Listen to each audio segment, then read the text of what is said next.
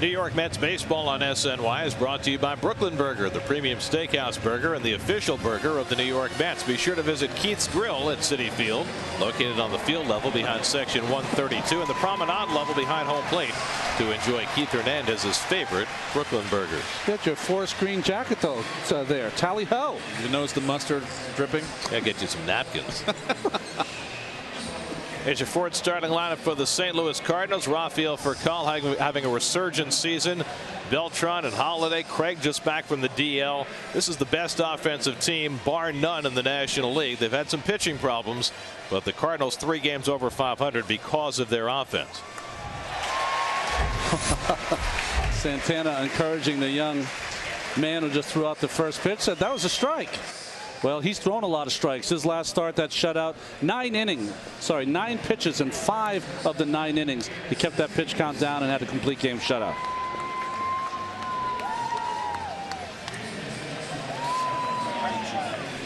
Met defense brought to you by Lexus. And, well, Josh is back. First start since the concussion. It's been a while since he's been in the lineup. And he's been missed. He's been hitting really well for the Metsies, and his defense was much improved. Quintanilla still at shortstop. Tejada still healing that quad down in Florida. Baxter gets another start in left field. He's earned that, that's for sure. By the way, if you're wondering which of the backup catchers the Mets chose to keep, they have kept Mike Nickius on the roster, sent Rob Johnson back to Buffalo. And interesting to see Josh using the hockey mask. He had said after he suffered the concussion on the hit from Ty Wigginton that he might go with this mask, and indeed he has followed through on it. Well, he's going to try to deflect some of those shots that come right back to foul tips. But remember, he injured his head because he thought he had a play on the baseball, threw his mask off, and that's why he was exposed to the elbow from Wigginton. Mike Matheny, his first year as Cardinal manager, 41 years old, youngest manager in the majors, and that's his bench coach, Mike Aldretti. I think Mr. Matheny's hiding behind the post. Matheny was one of the guys. That's Mark McGuire. He can't hide behind anything. Mike Matheny was one of the first catchers to wear that hockey style mask also. By the way, Mark's tried. So Furcal will lead things off. Rafael Furcal, now 34 years old, and after a couple of injury pockmarked seasons, he's having maybe his best start in the big leagues. .391 on base percentage, as he has fueled the front of this high potency Cardinal lineup. The Cardinals lead the National League in batting average, in home runs, and in runs scored. Last time they had that trifecta for a full year was 1944. So Santana ready to go. First pitch to Furcal, and it's taken for ball 1. And you can also add #1 in on-base percentage and slugging percentage. So this is quite a juggernaut here. They got a lot of their players back, 2 of them back. They've had their share of injuries.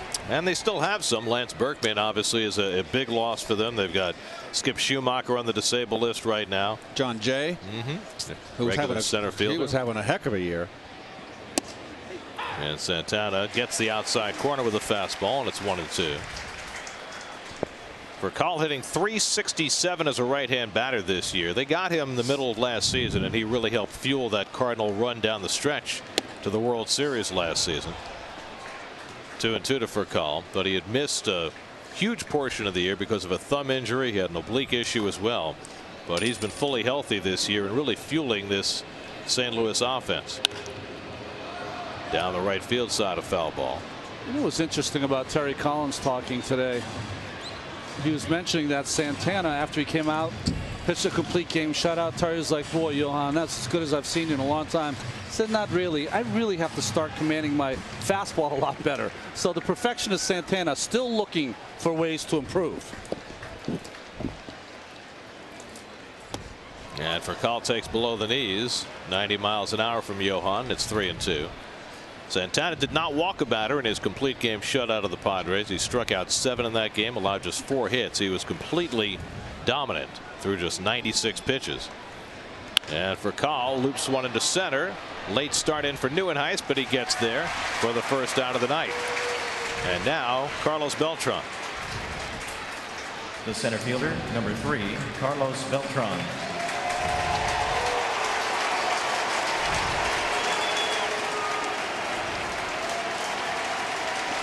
Very interesting to contrast the mostly positive reaction to Beltran with the decidedly mixed reaction that met the return of Jose Reyes when he came in with the Marlins. Beltran leading the National League in home runs with 15, and he takes a strike. And I think so much of that has to do with the way they left. You know, one leaves as a free agent, the other leaves via a trade, and in fans' minds it makes a big difference. Yes, no question. Fans' minds, he gave them lots of thrills, and upon leaving, left them with a pretty good pitcher who had a nice start last night, Zach Wheeler. Pitcher who's being proclaimed by some independent sources as the best pitching prospect in the minor leagues, Zach Wheeler. And the fastball up and away, 2-1 to Beltran. Well, I'm excited about all four of those pitching prospects down there in the minor leagues, and we're talking about Familia, Mejia coming back off the surgery.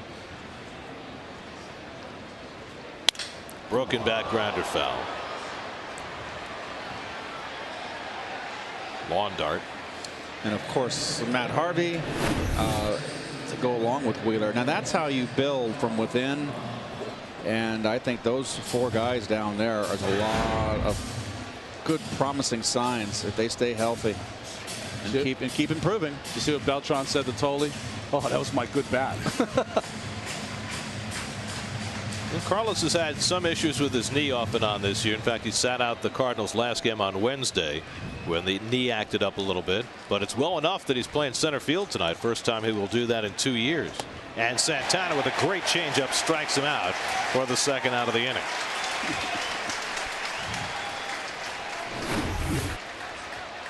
Jams him, Ronnie, with a fastball, and then comes back with a change. Yeah, and the changeup, interestingly enough, Tolley with the inside target and just threw that down and in to Beltran, who to me is a high ball hitter from the right side.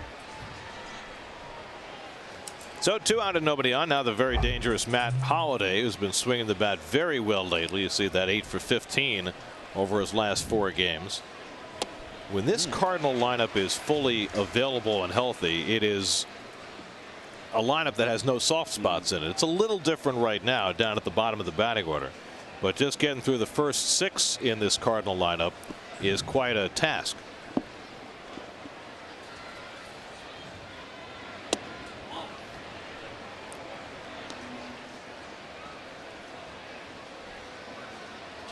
And you see a lot of ones. Oh, jeez.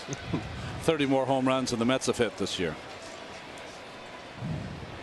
Holliday with 10 home runs on the season. Now in his 4th year with the Cardinals. Alan Craig fresh off the disabled list, waiting on deck.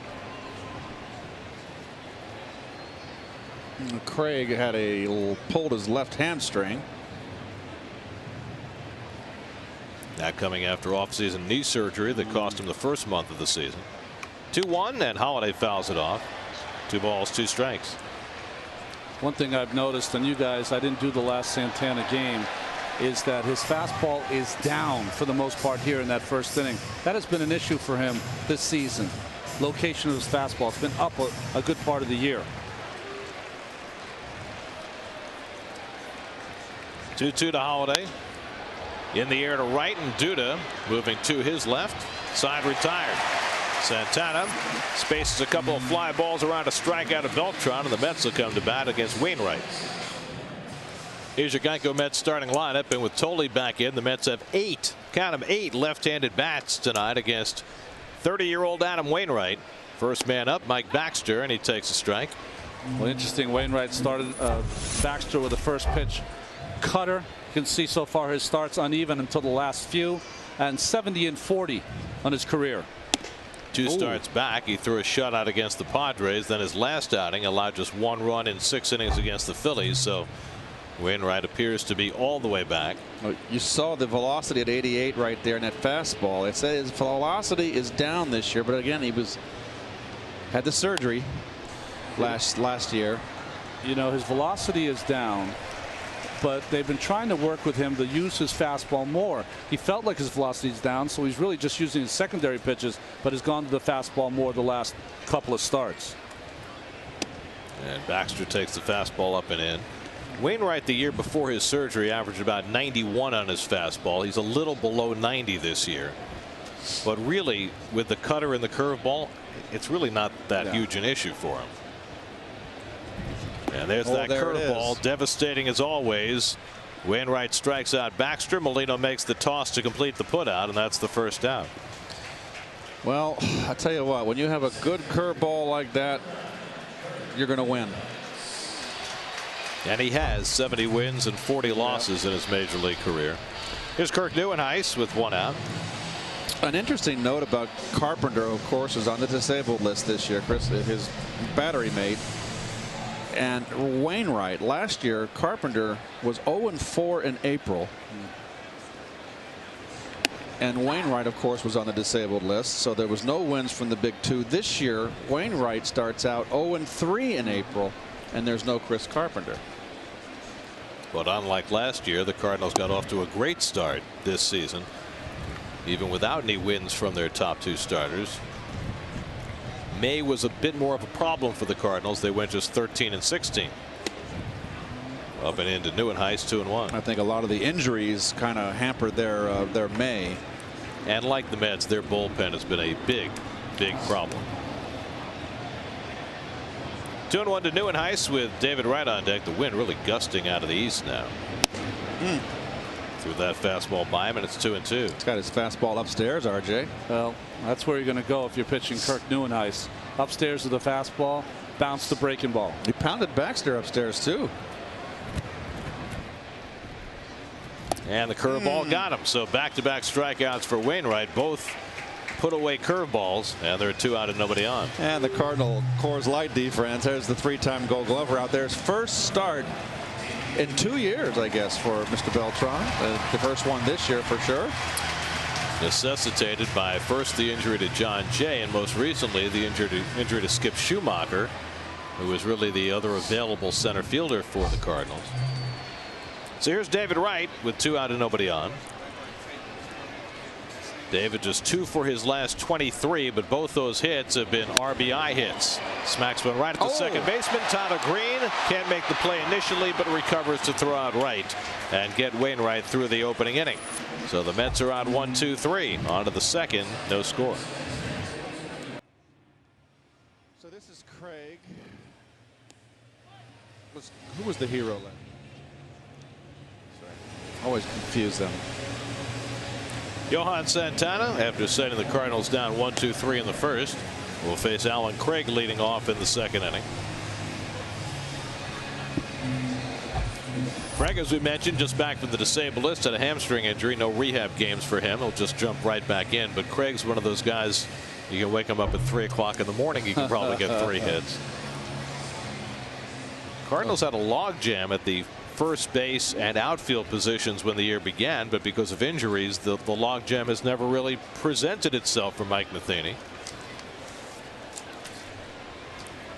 Craig's had only 51 at bats. He's hitting .373. Had offseason knee surgery that cost him all of April. Just coming into his own at age 27 out of Cal. There's Mike Matheny, youngest manager in the majors right now, with no prior experience either as a big league coach or as a minor league manager or as anything else for that matter. Both he and Robin Ventura are doing just fine. Well, Matheny was always a manager in the making when he was a player. This one's driven to center field by Craig right off the DL. A long drive run down by Neuenhuis for the first down.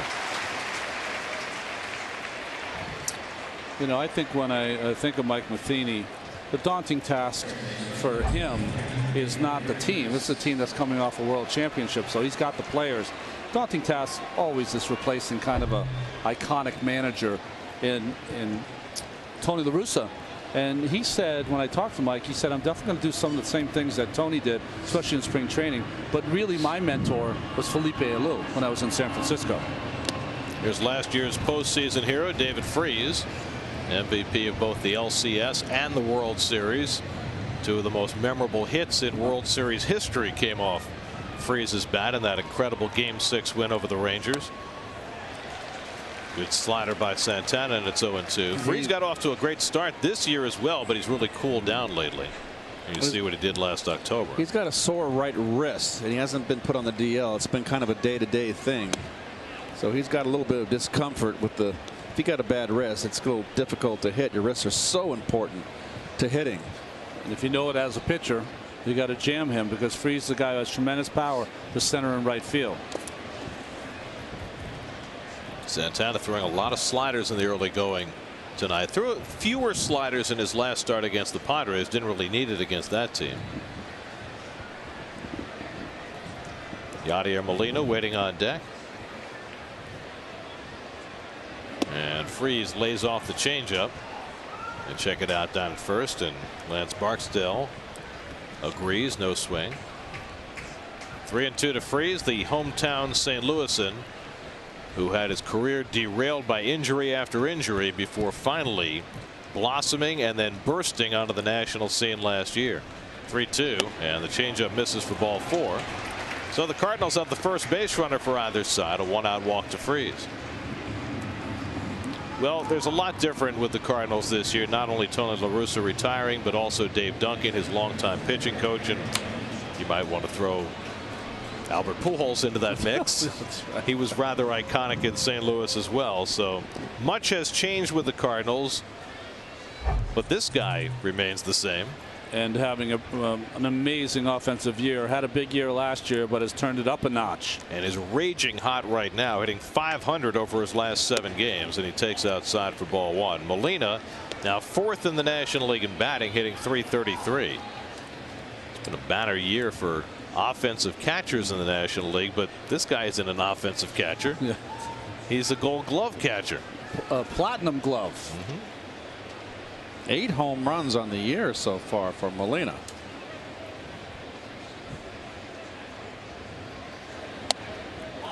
And Santana didn't get that call. 2-0. There are your batting leaders in the National League right now, and 2 catchers amongst the top 5. Wow. Don't see that very often. It's interesting that Molina with 8 home runs last year was a career high of only 14. So he is really off to a terrific start. Now Santana behind him, 2-0. And Yadier takes it down, 3-0. I read something today that I couldn't believe. I was looking at some of Molina's numbers. Of course, he hit the deciding home run in Game 7 against the Mets in '06. Do you know that Yadier's never had a regular season home run against the Mets? 135 at bats. Oh, but he had a big one. If you're a Met fan, that's enough. It's a trade-off. Right? Yeah, right. Back-to-back walks issued by Santana. That's been a rarity this year. You know, for Johan, he's going to have to kind of flip the book here, facing this disciplined Cardinal team. Yep. It's not like facing the Padres, where they're swinging as soon as the ball's halfway to the plate. Matt Adams, the big first baseman, comes up. There's your umpiring team. Gary Cederstrom, the crew chief, has the plate tonight. Lance Barksdale, Fielding Culberth, Adrian Johnson rounding out the crew. Matt Adams, who provides an imposing presence at the plate, just 23 years old. They called him up about 10 days ago with all the injuries they've had, and he's taken over at first base, and he takes a strike. He's the only left-handed bat in the Cardinal lineup tonight.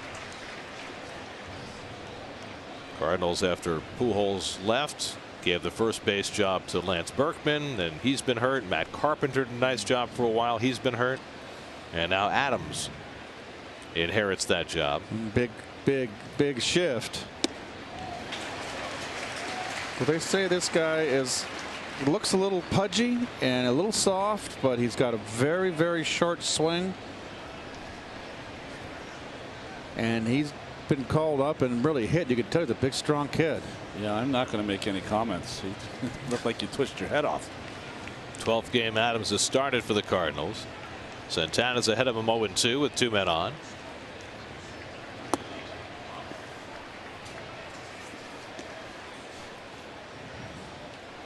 Freese is at second, Molina at first. They both walked. Santana hasn't walked more than 3 batters in a game all year. So the back-to-back walks, a bit of a surprise. Matt Adams from Slippery Rock University. What a rarity it is for a player from Slippery Rock to get to the big leagues.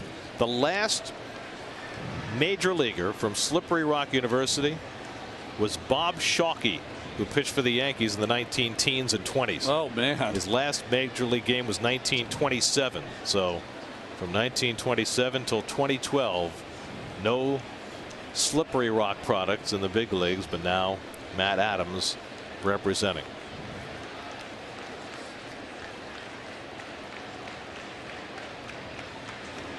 And Santana gets him with a changeup. Second strikeout for Johan in the second out of the inning. Interesting, the older players worked out 2 walks, or the more veteran players, and here the younger player, Keith, goes down. Well, Santana is always going to have his way with young hitters that are looking for a fastball.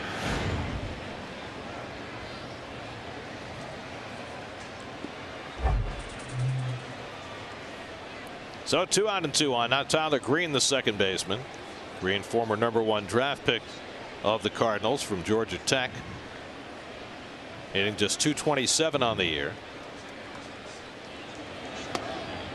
And he takes the changeup down for ball 1. Freese and Molina the base runners with 2 out.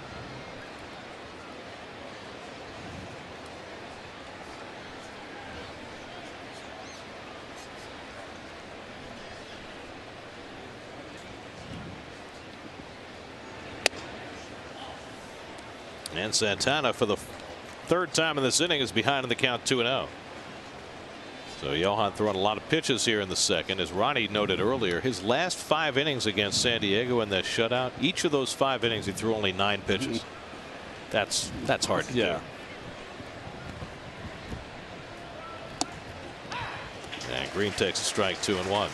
Johan is back pitching with an extra day of rest in this start. He had 4 straight starts in which he went on regular rest because the Mets played 20 days without a day off.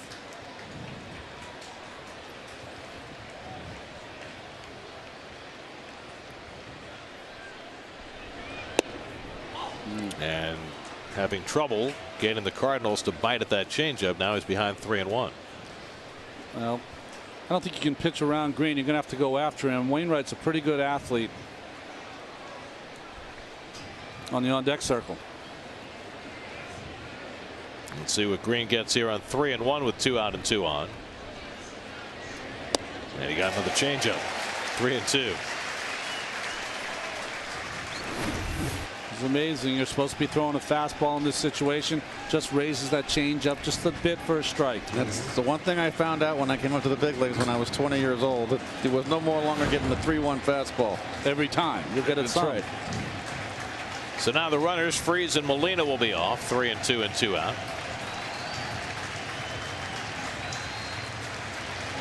And Green takes strike 3 call. Fastball in the inside corner. So Santana, after back-to-back walks, puts up back-to-back strikeouts. Lucas Duda to lead off the bottom of the second. No score. Here's your Mazda upcoming schedule. You can listen to every Mets game on Sports Radio 66 WFAN. 4 o'clock start tomorrow afternoon. We'll be on Pix 11. ESPN takes the reins Sunday night. Then we're back with you on SNY Monday afternoon for the finale of this homestand. Then the Mets go to D.C., the Bronx, and St. Petersburg.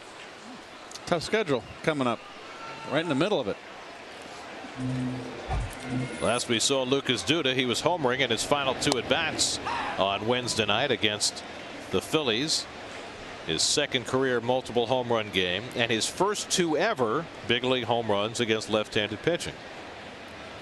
Lucas now has 7 for the year to lead the team. And he floats that one toward the middle of the diamond for Call on the run to grab it for the out.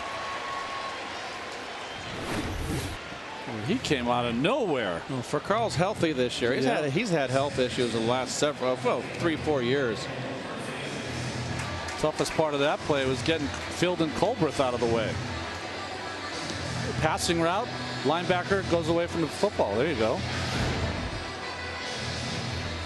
That's where the umpire stands in football too. That's right. Right behind the middle linebacker. Get bowled over by the pulling guard. Here's Daniel Murphy riding a 5-game hitting streak, back over 300 on the year, and he rips one foul.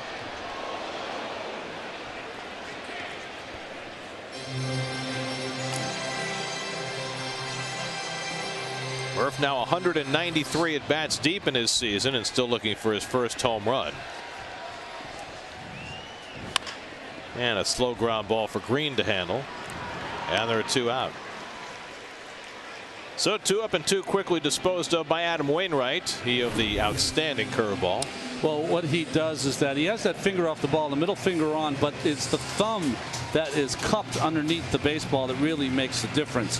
He holds it with the seams now, guys. If you're home trying to work on your curveball with the seams, use that middle finger, keeps this finger off. But even more importantly, the horseshoe, you cup your thumb like that so you can pull down with the middle finger and jam it with your thumb. Pull and push. Best curveball you can ever have. Thank gosh, not too many guys know that. Ike Davis takes a strike. Well, clearly everybody does know that if you're a pitcher. So why is his better than most? Well, he has extremely big hands. If you watch, so you know, he really can grip the baseball kind of loosely in his fingers. It doesn't compromise his hand to be on it, so it's a natural thing. And then the other thing is that he's just so darn strong. He's 6'5", 235, 240. Just a very strong individual that can really get as much revolutions as you can. That's the key. How many times can you get that ball turning as quickly as you can? Those are the great curveballs. Precisely. And there's the curve to Ike Davis for a strike. 1 and 2. Notice how Ike's getting curveballs. Everybody else, he's pounded pretty much fastballs in, establishing fastball. And there's the grip again, RJ. And he has a kind of a shorter stride for a big guy, so that gets his hand on top quickly and gets that downward movement. And Gary, every great curveballer I ever faced, Blyleven, Don Sutton, Carlton, they had the extraordinary spin on the ball. You could see it as a hitter at the plate. Sometimes it even whistled. It was that quick. 2-2 to Ike, and he fouls it off. Doc Gooden in that category too. Doc was different. Doc just manipulated the ball with his fingers in such a way that he just pulled down on it, and it would start at 6'4", 6'5", and it would just go straight down from the mound. He had a very unusual curveball. Doc held it 4 seams. Only person I've ever met to hold a curveball 4 seams. 2-2 to Davis. And that curveball misses down, and Ike able to wait it out to a 3-2 count. This is a good at bat. I mean, you know, curveballs that we've seen as soon as they're halfway to the plate, Ike swings at. Now gets himself in a better hitting count. Well, at this point, the way he's been pitched this year, he's got to be saying to himself, this is the adjustment I need to make. 3-2 hook. Oh, and the emergency hack keeps him alive. Ouch. Well, that's because, watch, he's expended already. He's out in front, nothing left but arms, and that's just, oh boy, that's one you want to edit out of the highlight films. Cut her in right here. And he walked him, and the Mets have their first base runner of the night. So Wainwright, who like Santana, walks very few, 2.6 per 9 innings. He issues his first free pass, and here's Josh Thole for his first at bat. Josh out since being waylaid by Ty Wigginton's wayward shoulder in Philadelphia on May the 7th. So he's missed better than 3 weeks. Had an at bat as a DH on Wednesday, a game of catch last night with Chris Young, and now right back on a big league field. And by the way, quite a job by Chris Young in that rehab start with Thole yesterday. 6 shutout innings. What, a couple of hits he gave up? That's it? That 10:30 in the morning start. It's good for old guys. And he's got kids, so he's used to waking up early. Takes a lot of coffee to get the hitters on time. And Thole lashes one foul, and it's 1-1. I asked Josh when I saw him today, I said, what was it like being down there and having an extended spring? He said, it was the worst. Sometimes the umpires wouldn't show up. The games wouldn't start on time. It was just, please, he said, send me somewhere where there's an organized team. Josh, who grew up a Cardinal fan in Southern Illinois, playing against his boyhood team in his return to the lineup tonight. And the curveball bounced foul, 1-2. Well, Wainwright, excuse me, looks very sharp. And Ronnie, you mentioned it earlier. He is establishing on this 5% left-hand hitting lineup. He is establishing the fastball in. Yeah. First time through the order. Rain out in Washington tonight. That's the rain that's on the way here. Here's the 1-2 and the fastball in there for a call strike 3. So totally down looking. Wainwright has his 3rd strikeout. Santana and Wainwright matching zeros early. New York Mets baseball on SNY is brought to you by Pepsi Max. Go to MLB.com/Pepsi Max to vote for your favorite legends for the chance to play ball with some of baseball's greats. By Parts Authority Auto Parts Superstores, where the answer is always yes. And by Kia Motors.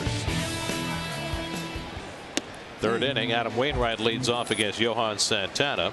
Wainwright just 1 for 22 at the plate this year, but a lifetime .211 hitter with 5 home runs. He can swing the bat. Yeah, 16 doubles too, so he's got some pop. Well, you know, he's rehabbing his hitting too, coming back from Tommy John surgery. Well, it doesn't help to face Santana, I'll tell you that. Johan has already struck out 3. And Wainwright hits a 2-hopper to right. Ball comes up for David, and he makes the play, 1 away. By the way, David made some news before the game today, talking with Ed Coleman on the pregame show on WFAN. He said definitively he does not want to talk about a contract extension with the Mets during the season. There's been a lot of conversation by ownership, by people speculating about David and his contract status, and he put that to rest for the moment. Said during the season, no negotiations. Eddie Coleman making like Mike Wallace. Very good. That's what he should do. Ed's down there. He's an investigative reporter. And everybody's friend. That's right. 1 out and nobody on. Here's Rafael Furcal, who flied to center his first time. He bluffs the bunt and takes the changeup for a strike. But I think that's the right thing for David to say. Yes. Even if it's not true. Yeah, right. Because then everybody stops asking him questions. Yeah. I mean, how many questions has he already had to answer since Ryan Zimmerman signed that contract extension during spring training? Here it goes this way. I am not talking about the contract this year. Well, are your agents going to talk about it? I am not talking about the contract this year. That's your answer. Focus on the field. Yep. And then if stuff happens behind the scenes and they announce a contract, well, that's the way it goes. Duda moves over to the edge of the warning track to grab the fly ball by Furcal for the 2nd out. You got to pay the 10% for something, don't you? That's exactly right. So 2 out and nobody on. Now Carlos Beltran bats for the 2nd time. Santana got him swinging and a changeup his first time up.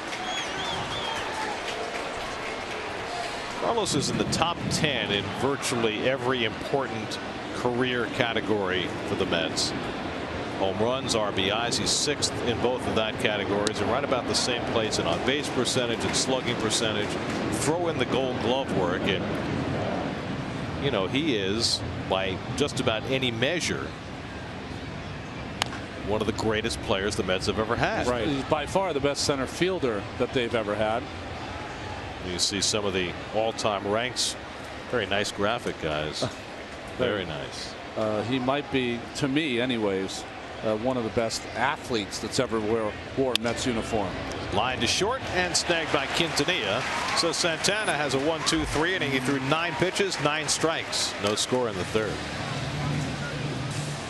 Get insider info and debate as the Devils continue their push in the Stanley Cup Finals. Plus, recaps and previews of all the Mets and Yankees matchups on Daily News Live, Wheelhouse, and Loudmouths, all part of the New York Sports Local, weekdays starting at 5, only on SNY. Omar Quintanilla leads off the home 3rd inning against Adam Wainwright. Quintanilla's 3rd game as a Met. Went 3 for 4 in his first game on Tuesday, 0 for 4 on Wednesday.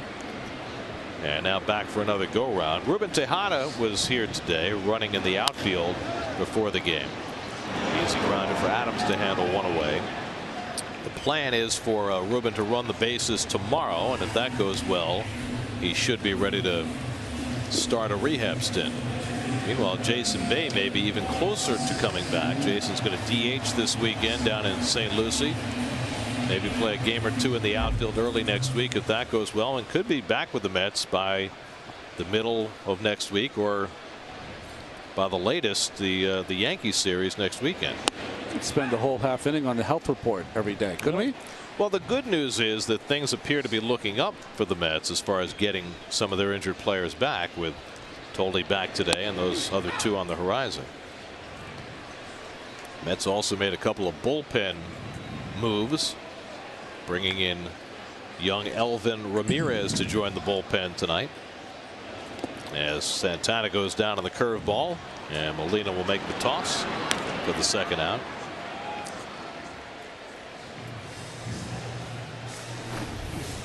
SNY Super Slow Motion is brought to you by Mercedes-Benz Tri-State dealers. Visit them on the web at searchmercedes.com. Is that the old curveball machine right there?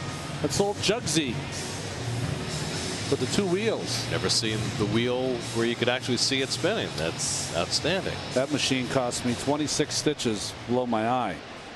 I was in college. They had a Jugsy machine, and sometimes it comes out like a knuckleball. Yes. And I used to wear glasses then, right into the glasses, into the cheekbone. 26 stitches later.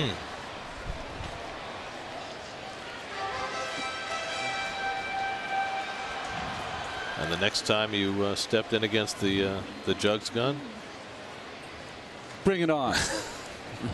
That's right. Right? Tough guy. Right.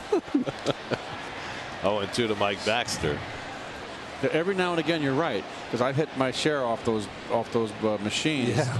You always hated it because there's no motion. There's no motion in a pitching machine. It's like someone spitting sunflower seeds. Even the old Iron Mike that had the would come like a windmill at you. You had no motion, and it was just, I hated those things. The only one I liked was the old 2 tires, the curveball machine. Yep. Another slow grinder for Tyler Green. He throws out Baxter, and it's a 1-2-3 inning for Adam Wainwright. 2 pitchers on top of their game. 2 guys who missed old last year. They're looking good. Let's look at our AT&T trivia question for today. His next stolen base, Carlos Beltran, will become the 8th member of the 300-300 club. How many of the other 7 can you name? Nice. That's a good one.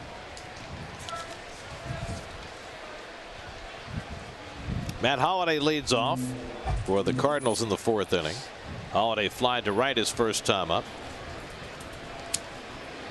Are there 2 guys with the same last name? I think so.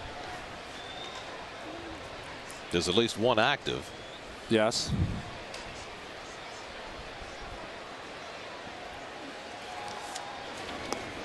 And now Santana falls behind Holliday 2-0. Alan Craig and David Freese to follow. The wind has been whipping tonight. Weather has cooled down. Some storms may arrive later this evening. You getting royalties off that shirt? Oh. My youngest daughter has that shirt. She does? Yeah, Mary. She likes to get even with me when she wears that shirt. She does. It doesn't say you're her houseboy. Here's the 3-0, and Holliday takes a strike. Santana had an easy inning in the 3rd. 1-2-3, just 9 pitches after a rough second in which he walked a pair and had to wriggle out of trouble.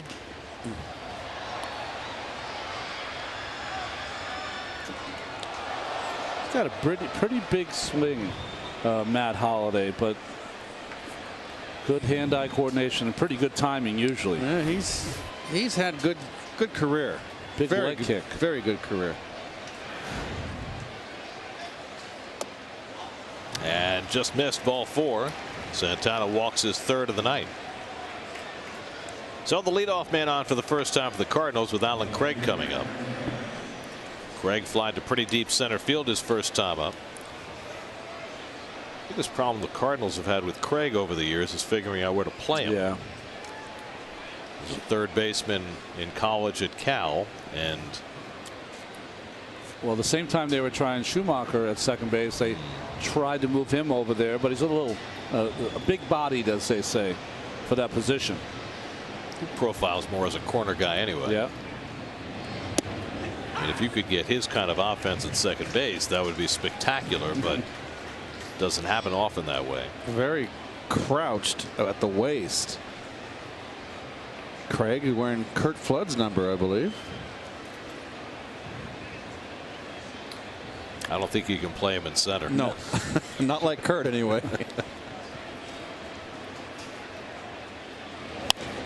Popped up. Murphy with the angle coming over, but Ike will take it, and that's the first out. The wind is really playing tricks with the ball right now. Have an odd weather pattern for June the 1st. June gloom right here. Did you guys, that was the San Francisco phenomenon. That's right. June swoon. June swoon in San Francisco. June gloom in Los Angeles. Did you guys catch the HBO special on Curt Flood? It was amazing. I think it was did. HBO. It was a documentary it was terrific. Curt and his life.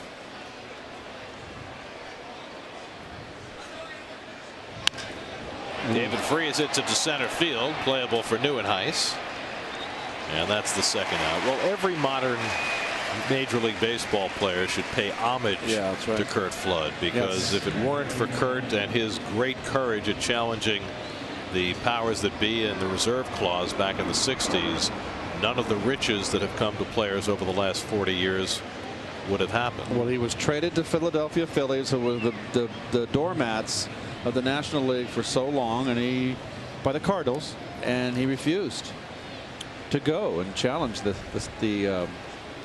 system. And the two pitchers that held out, Andy Messersmith and Dave McNally, they held out, and that also was took a lot of guts. Well, what they did is they played basically without a contract, because at that time teams had the option on your contract for every following season. So they said, okay, we'll play out our option, then we should become free agents after that year, and the arbitrator ruled in their favor, and that set the whole free agent system in motion. But without Flood, there's no Messersmith and McNally. Correct. But three very courageous men, and just think about the attitude of the owners towards those three guys. I mean, talk about getting blackballed. Those guys were. It just took a lot of guts. Well, it basically ended Flood's career. Oh.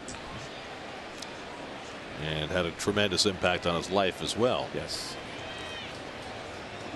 Molina walked his first time up. But I don't know, I've never been in a union meeting. You guys have. But I would think that every Major League Baseball Players Association union meeting should begin with a tribute to Curt Flood. You're right. Well, I was a Cardinal player rep, and as a Cardinal player rep, and Lou was still playing. Lou always said go in there and get some kind of help for Curt, because he was really destitute. And he wouldn't accept any. I remember Marvin Miller telling me, this will end the inning right here, this pop-up. Marvin Miller real quickly just said he won't accept anything from us. We've offered, he won't take it. He was a hero, though, without question. Pitcher's battle continues. No score in the 4th. Not a houseboy, just remember. Here are your city probable starters for the remainder of this series. R.A. Dickey, weather permitting, goes tomorrow against Lance Lynn. We'll talk more about that in a moment. John Neese Sunday night against Jake Westbrook, and then Monday afternoon Jeremy Hefner maybe gets another start for the Mets. Kirk Neuenhuis leads off in the home 4th and breaks his bat on his first swing. So let's check in with Kevin Burkhardt, who's sponsored tonight by Cholula Hot Sauce. Kevin, nice to have a sponsor walking around the stadium, Gary. A lot to carry. As we watch Kirk Neuenhuis hit here, and Ronnie, you touched on this on Wednesday night. I think Wally Backman's done a great job with Buffalo Bisons and all these guys that have come up here ready to play and ready, knowing what to expect. And I think that's been a big factor here in some of the success, handing off to Terry Collins. I talked to a lot of the guys that have played for Wally. Not one of them had anything but I loved playing for him to say. Neuenhuis was one of those guys. Said absolutely loved him, just loved him. He said, he remembers what it's like to play the game. He's so positive, constant positive reinforcement. That being said, he wants you to give it your all. You have to give it your all. He said, we were playing the Braves. I got to second base. First thing Dan Uggla said to me, hey, how'd you like playing for Wally Backman? Uggla played for him in the White Sox system, loved him as well. I talked to Omar Quintanilla. What did he say? He said he brings out the best in you, but he's a character. Wally, a character? Well, I think we kind of know that too, but he's doing a great job. Guys, back to you. Verkal has it go off the second base bag, and that cost him a chance to get Neuenhuis. A bouncer over the pitcher to the base, off the bag, away from the shortstop. Well, and that's a hole in one. You can see he made the decision too late there. He saw it was going to hit the bag and not there quick enough. And that, my friends, is the first base hit for either side in this game. Right in the clown's mouth.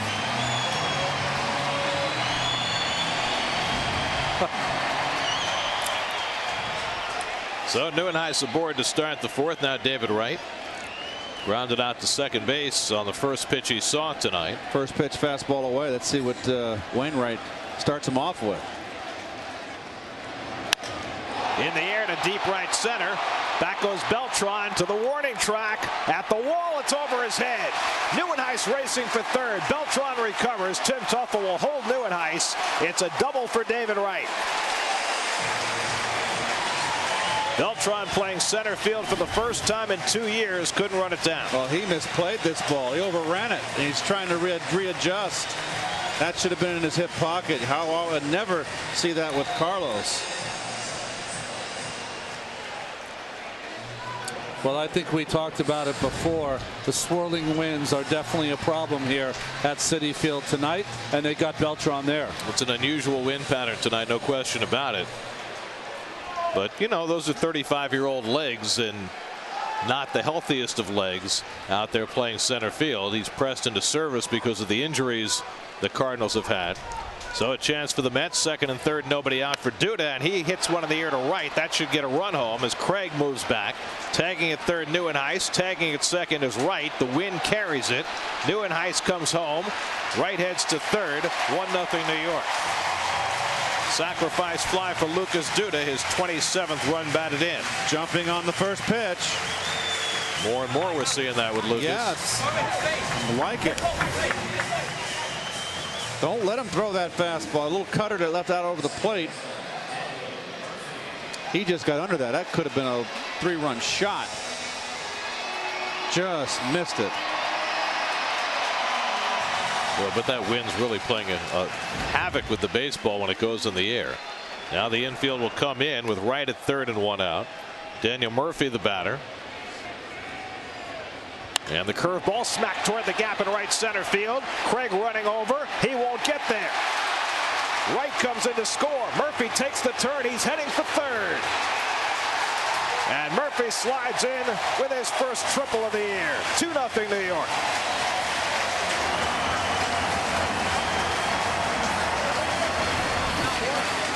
Well, a little reverse here. That's another hanger. Curveball right here. Mets jumping on first pitches.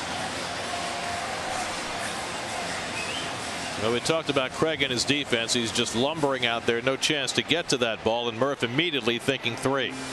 Well, nice job by Murph. Little slide into third. This inning, single, double, triple by the Mets.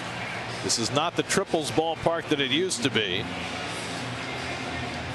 For Murphy, it's his 10th career triple. And so now the infield has to stay in for the Cardinals. Already with a 2-0 lead. Mets looking for more. The infield in with Ike Davis at the plate.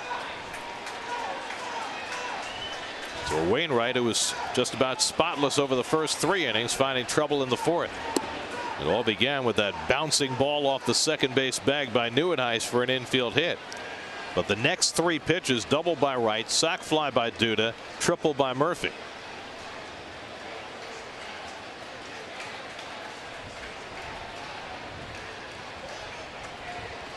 Davis walked his first time up, and Ike fouls it back, and Wainwright, needing a strikeout, gets ahead 0-2.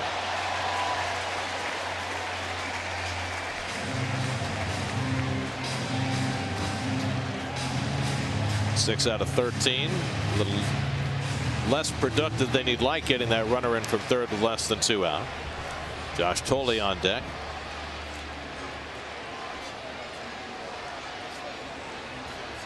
Wainwright has struck out 4 tonight.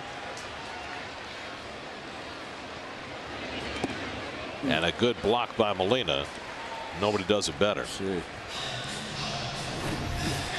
He just surrounds himself around the baseball, and he just leans his body and head over the ball, hovering over it to make sure that it bounces straight into the dirt in front of him. Textbook. 4 straight Gold Gloves. And probably will win it as long as he plays. Now it's 1-2 to Davis. And Wainwright bounces another curve.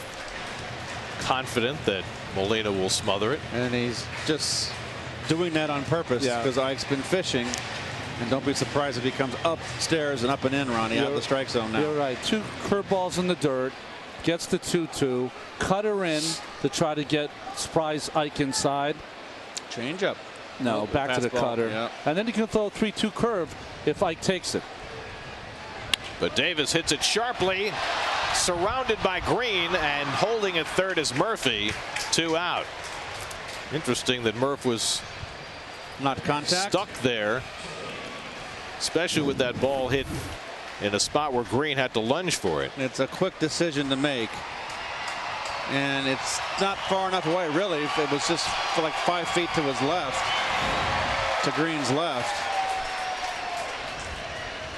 Any chance you read that as a line drive off the bat as a third base runner? No, the ground ball all the way. All right. It's just it's a matter of how far is it to the left of the second baseman. It's too close. So now the infield back with 2 out, and Tolley skips out of the way. Josh went down looking his first time up, and his first at bat coming off the disabled list. Josh was having a fine offensive season when he went down.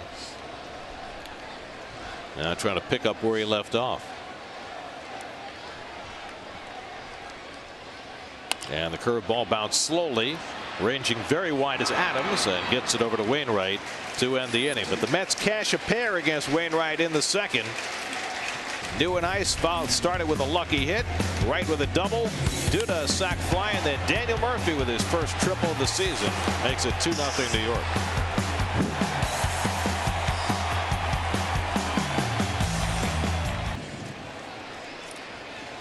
Fifth inning, Johan Santana now staked to a 2-0 lead.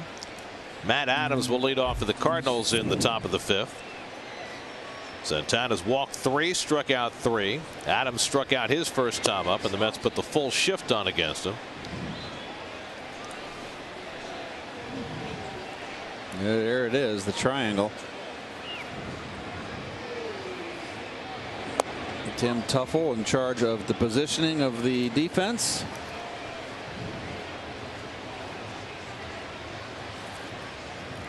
There's Timmy. And Santana, who has had some at bats tonight in which he's fallen behind 2-0, 3-0, finds himself in that situation again.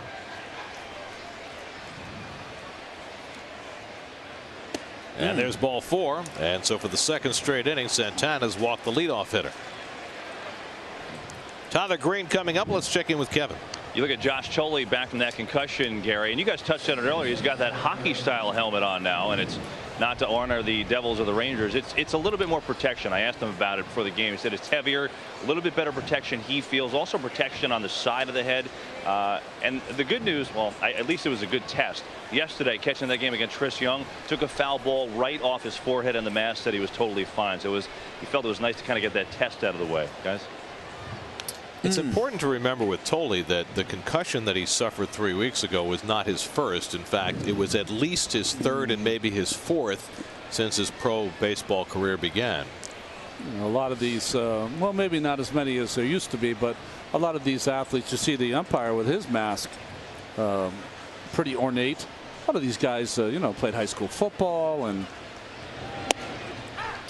you know, those things will tend to happen, especially in those sports. And you know, we're now reaching an era where every concussion is monitored closely. But for these guys who've been playing sports for the last 10, 15 years, earlier in their lives, maybe they suffered a concussion and nobody mentioned it. Nobody knew.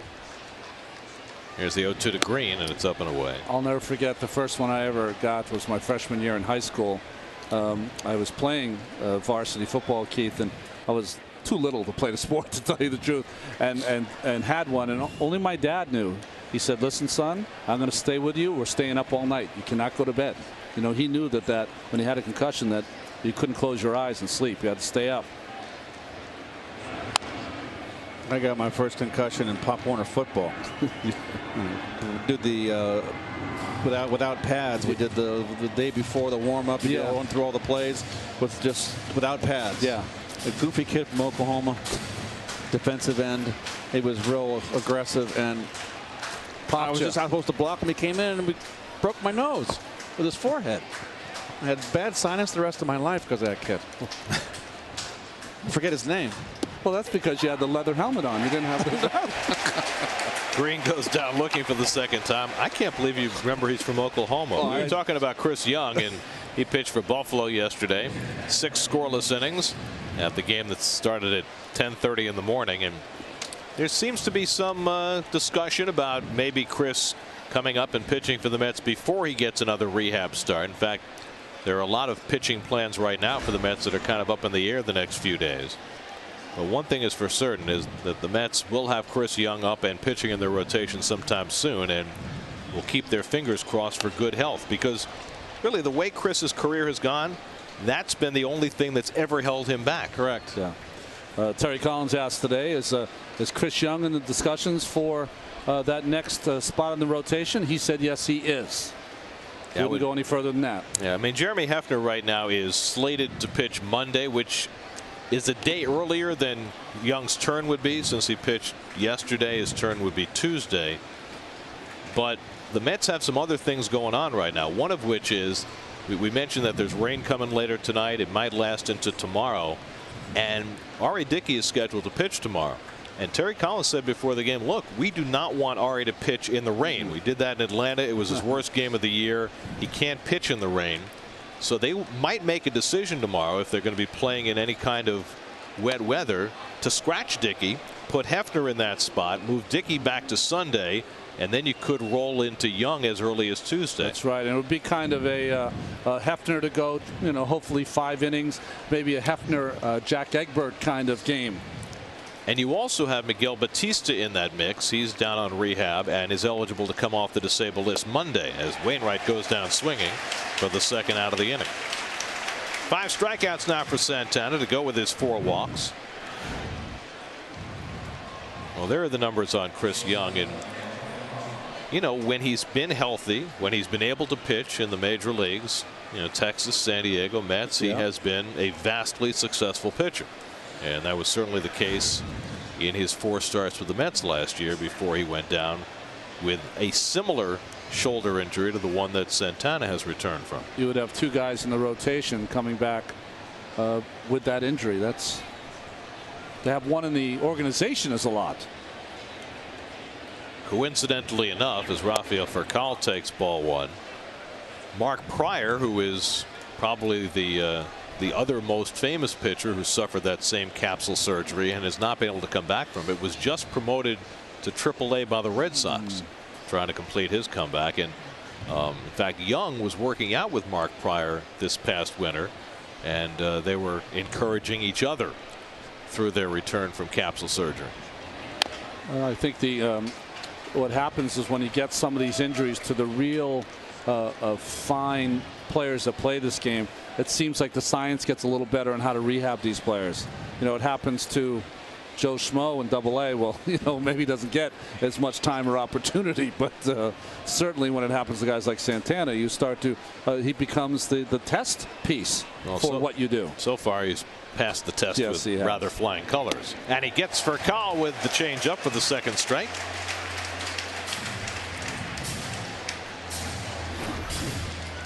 That's a high changeup here. So the speed beats him. Yep, and completely out in front.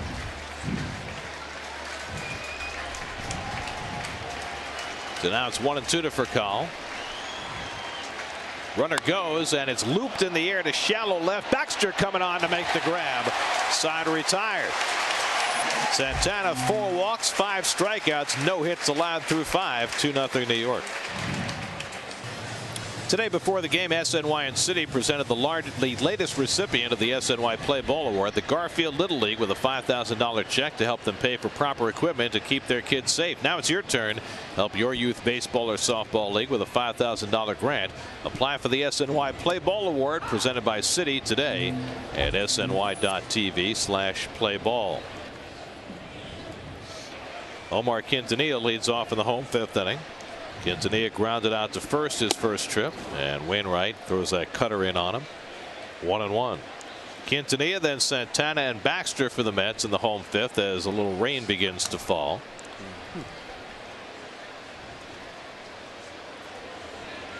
And Quintanilla gets all tied in a knot on another cutter, and it's 1-2.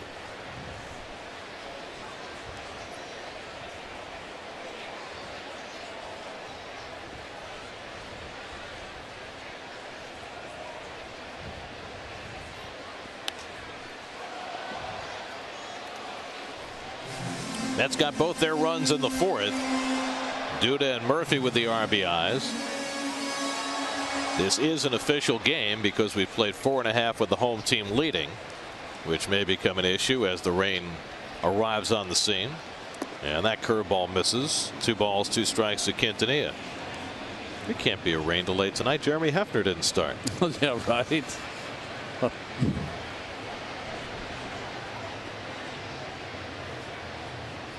2-2 for Wainwright. And another curveball. This one gets Quintanilla. And Molina, for the 3rd time tonight, has to make the toss down to first. 5 strikeouts for Wainwright. 1 out and nobody on. Time for the inside pitch on Adam Wainwright, brought to you by the Xerox business of baseball. Xerox, ready for real business. And the reason I say he's become a mini Carpenter. Being around Carp has only helped his progress as being a gamer and a leader out there in the mound. We've seen already best curveball in the National League, up there with the entire major leagues. An emotional start 10 days ago when he did throw that shutout against the San Diego Padres. I found it real interesting that after the start he was interviewed and he almost broke down. And I think people out there, you tend to forget how difficult it is to rehab your arm after an injury like he had, and all the hard work that goes into it, and the tough start he got off to, and to have that start kind of was a payment for all those services rendered, for all that hard work during that off season. You know, the reason why we tend to forget is because comebacks from Tommy John surgery have become so routine now. So many pitchers have it, and most of them not only bounce back, but many of them seem to be better than ever a year and a half, 2 years after surgery. You know what goes through the mind of a pitcher when you get injured for the first time, and I know when I had my arm operated on the first time, is your baseball mortality flashes in front of your eyes, and you know, boy, I might not be able to play again. 2-2. Santana fouls it off. You know, am I going to be the same pitcher I was before? If you're an everyday player, am I going to have the same speed? Well, it's a great tribute to these 2 guys facing each other right now, that they've not only come back from a season on the sidelines and surgery, but have come back as good as ever. Rolled out to shortstop, and Furcal throws out Santana. Now, neither one throws as hard as they did in their best days, but for this quality of pitcher, and we've seen this time and time again, that may not matter as much as it might for a run-of-the-mill pitcher. They just, you know, they're on a different wavelength as far as pitching acumen. They'll get it done somehow, some way. And I think when you lose a little velocity and you've got the great secondary pitch like Wainwright has, it makes you a better pitcher, more intelligent. You want to locate your fastball better, where before when you threw 3-4 mile an hour faster, you can get away with one. Baxter slugs one out to center, and right there is Beltran waiting for it. So Wainwright has himself a 1-2-3 inning, and we are through 5. Santana back to the mound for the 6th to face Beltran. 2-0 Mets.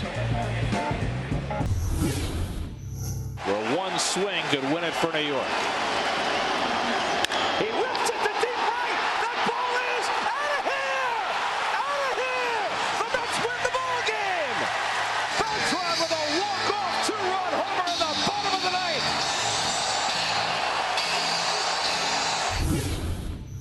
One of many memorable moments for Carlos Beltran as a Met. Walk-off home run against the Cardinals. It was the day that Carlos Delgado hit his 400th home run, a grand slam, and Pujols hit a couple of home runs in that game, and the Mets came from way back to win. Beltran 0 for 2 tonight. He struck out and hit a soft liner to short, and he pulls that one just foul. Just foul. Oh, nice play by the ball boy down there. Good hands. Came very close to being the Cardinals' first hit off Santana tonight. Oh boy, I tell you what. Adrian Johnson, the third base umpire. And if it didn't kick up chalk, it came awfully close. Nice play. Beltran, Holiday, and Craig for the Cardinals in the top of the 6th. And it's pulled to third, one hop to David Wright. And he throws out Beltran one away. Boy, it looked fair. It had a big hook on it. Look at that. Oh, that's fair. That's fair. Fair ball. Oh boy. And it did kick up chalk. Wow. Get an eye chart. Well, If things progress as they're going right now, that could be an enormous call historically. Man. Yep. Rain falling. Cardinals, the best offensive team in the National League, any way you want to measure it, and Santana has held them hitless so far. And Jose Oquendo is just giving it to third base umpire, giving it to him. Oh, they are really chin to chin now. Why not? He blew the call. It's all right for Jose to get on him. And Mike Matheny's just wandered out of the dugout, walking from one end to the other just to be there in case Oquendo needs help. Oquendo's way back on purpose. He's just giving it to him.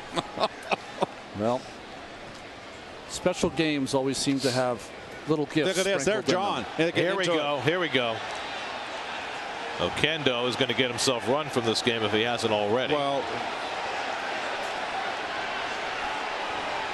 it was clearly the wrong call. Adrian Johnson just missed it. It was clearly, as we saw it on a replay, a fair ball off the bat of Beltran. He's just telling him, I just looked at it, Adrian. It was fair. Adrian's got to calm down. Don't tell me. All you have to do is look at the spot where the ball hit. There's no chalk there anymore. You might not be able to see it. And listen, Matheny, once he saw Jose going at it with Adrian Johnson, that was enough for him. You never see Oquendo argue with anyone. This umpire, who's doing the argument? The umpire or the manager? Well, I don't know what he's arguing about. He was wrong. He should just take it, and that's it. Well, he has not ejected Oquendo from the game, apparently. Here's the shot again. Clearly, it's a fair ball. It hit the chalk. All it has to do is hit any piece of the chalk, and it's a fair ball. Here's your Coors Light freeze cam. So the Mets get a break there, and Santana gets a huge break. Well, a young umpire trying to stand his ground, but on unsure footing. It's a lot of arguing for not throwing either gentleman out of the game as Santana throws a good changeup to Holiday 1-1. So that gives you an idea that he kind of knows that he might have missed the call. And then it's a positive thing. At least everyone's still in the ball game. 1-1 to Holiday, and the changeup blown away. 2-1. Holiday is flied to right and walked. Santana has walked 4. It's the first time since June of 2010 that he's walked 4 in a game. So his pitch count is higher than he would like. And it certainly makes you start to speculate if Santana keeps his no-hit bid intact. There seems to be no chance, given what we've heard from Terry Collins about his limitations pitch count wise, that he'd be allowed to finish this game. Collins, when asked today, 110 is the number. He said that could go to 112, 115, but there's no way they're going to stretch beyond that. And he didn't say just now, he said at any point this season. Yes. Because of Santana's status as a pitcher coming back from major shoulder surgery. And Terry's experience of talking with other managers who've dealt with pitchers coming off surgeries. Well, that's a move in the right direction, is it not? I like to hear 110, 115. Swing and a miss, and Holiday out on the changeup. 6 strikeouts now for Santana.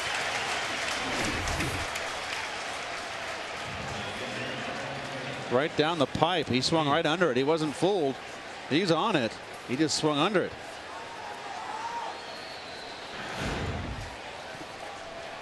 So 2 out and nobody on. Now Alan Craig will come to bat. Craig is fly deep to center and popped to first. 0 for 2.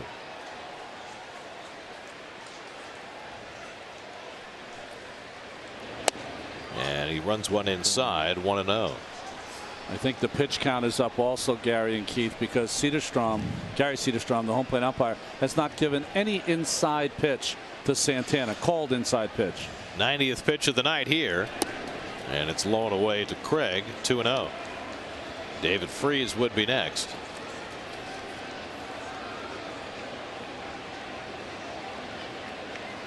Santana coming off a 4-hit shutout against the Padres. He's got 14 consecutive scoreless innings under his belt. And that changeup is called a strike. 2-1. Alan Craig, first game back from the disabled list.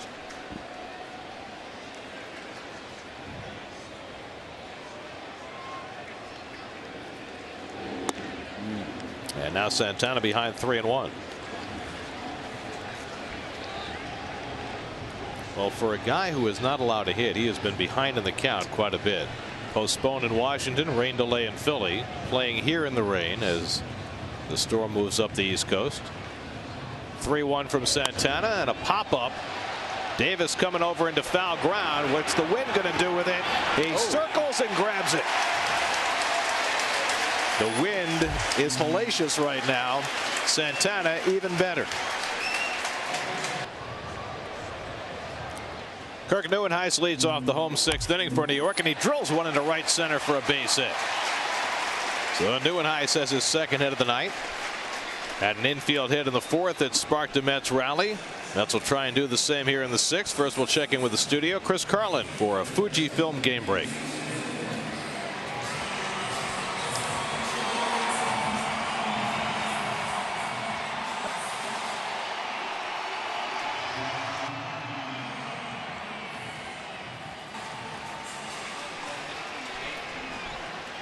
All right, Chris, here's David Wright, who doubled over the head of Beltran in center field in the 4th inning to fuel the Mets' 2-run inning, which represents the only 2 runs in this game. Mentioned earlier, the Mets have 8 left-handed bats in the lineup tonight, and our friend Bob Waterman of Elias points out, only fitting, the only right-handed bat in the lineup is a guy named Wright. Very good. Does Bob ever take a night off? No. No. Smothered by Molina, a ball and a strike. I don't think Bob's missed a Mets game in, I don't know, 30 years. So when we're on the road, does he go over to Yankee Stadium? No, I think he watches us on TV. Yeah, he's like Elias's beautiful mind. He just crunching numbers all day long. I'm liking Bob more and more. The more information I hear about him. You know, he's in the food room. You can say hi. He's kind of like you, Keith. You know, when you're not working, you're following every pitch on television. Lucas Duda on deck. David's double was his 18th of the year, 2nd in the National League behind Joey Votto. And really a ball that Carlos Beltran misplayed. And a lot of swirling winds here that Beltran overran that fly ball really and went over his head in right center. And the reason we always say that is because very rarely does anything go over his head, because Carlos has always traditionally played a deep center field.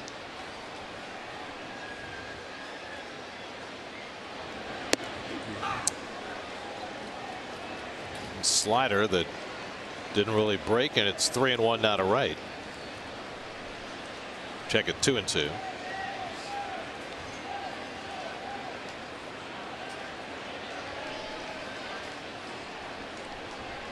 Wainwright working to a much lower pitch count tonight than Santana. And that curveball didn't break much either. 3-2. I think you send Neuenhuis here big time, without a doubt. Well, Wright has not been striking out at nearly the rate that he has in the past, as Santana is left alone in the dugout. Absolutely. Molina, the only X factor in this play. There goes Neuenhuis. David rips one down the left field line, but foul. Adrian Johnson got that call perfect.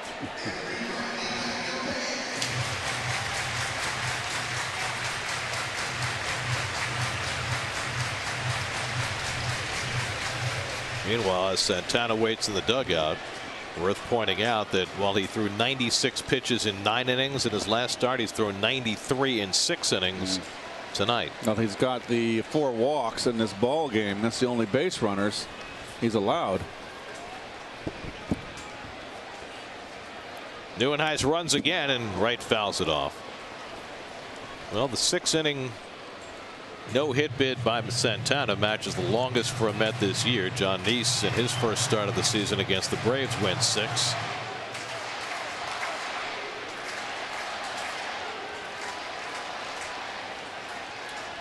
Starting to get very lonely over there where Santana's sitting. He's just rounding into form. Neuenhuis went on the first 2 3-2 pitches. He will again. And time asked for.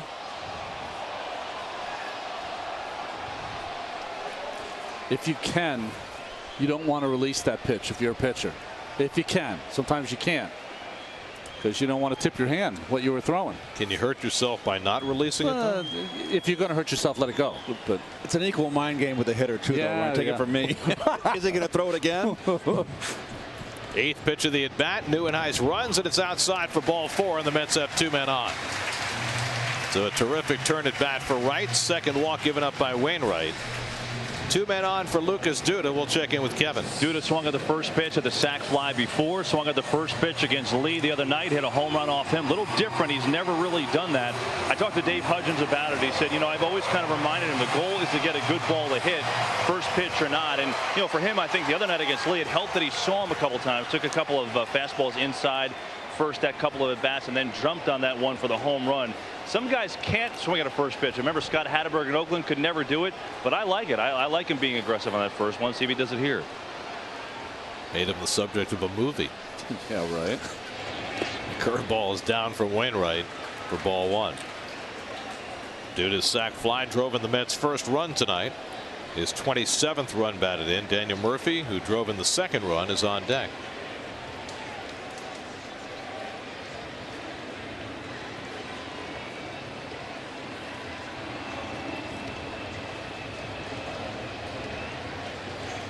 Well, Murph pull on the infield. I mean, Duda, excuse me. Oh, ties him up, and he stopped the swing. 2-0. Well, Duda hit those 2 home runs against lefties on Wednesday. This Cardinal pitching staff, though, is almost all right-handed. Their only lefty starter, Jaime Garcia, was scratched because of some elbow tenderness. So the Mets are facing 4 righty starters in this series, and they only have 1 lefty reliever. There's a strike. 2-1. Mark Zepchinski, although they did call up a 2nd lefty today, a rookie named Sam Freeman, and whether Mike Matheny feels comfortable throwing him into the fray remains to be seen. So it should be a more comfortable series from that standpoint for the Mets left-hand hitters. High fly ball, deep right field. Back goes Craig to the warning track at the wall. It's out of here. Lucas Duda with a 3-run homer. His 3rd home run in the last 2 games. And it's 5-0 New York.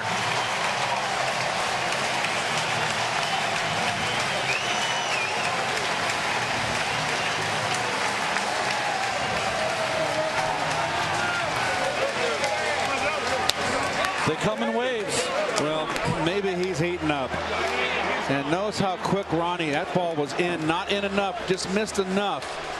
And that shows a little bat, to me, it shows more bat speed from Lucas. And let's say want it inside. It's belt high, another cutter that just didn't get there.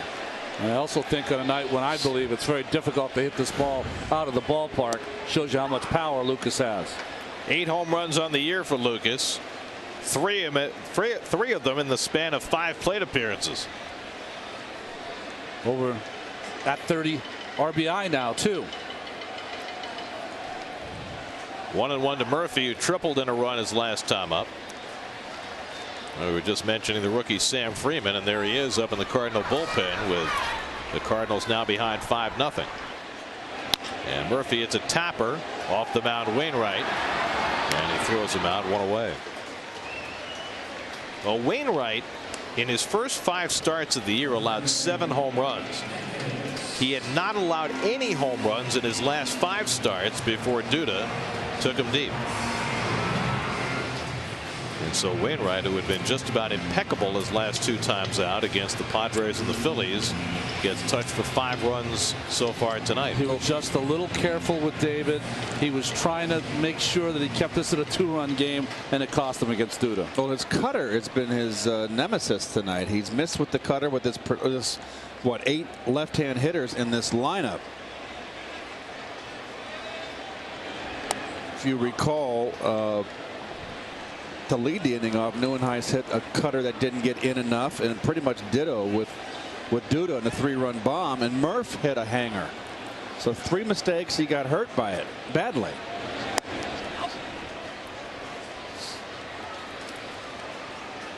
Well, when the Mets throw this lineup on the field against a right-hand pitcher, it's going to provide anybody with difficulties, even a guy the quality of a Wainwright. There's the high fastball, and it's 2-1 to Davis. Ike has walked and grounded out 0 for 1.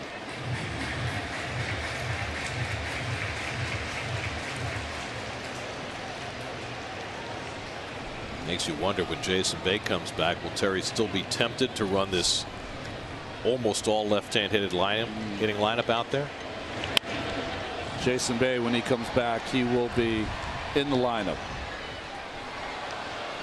all the time. Well, then there's some major decisions. Who's going to be sent down? Who's going to be lopped off the roster? Well, you have 40-man roster issues too. Chris Young is not on the 40-man roster. Pedro Beata, who could be here by the end of the weekend, is not on the 40-man roster. So there are a lot of issues for the front office to consider. Curveball struck him out. 6 strikeouts for Wainwright. 2 out in the inning. Well, out in front again, stepping in the bucket more than I've noticed in a while. Ike, I know he's always stepped in the bucket, but that's something he may need to address.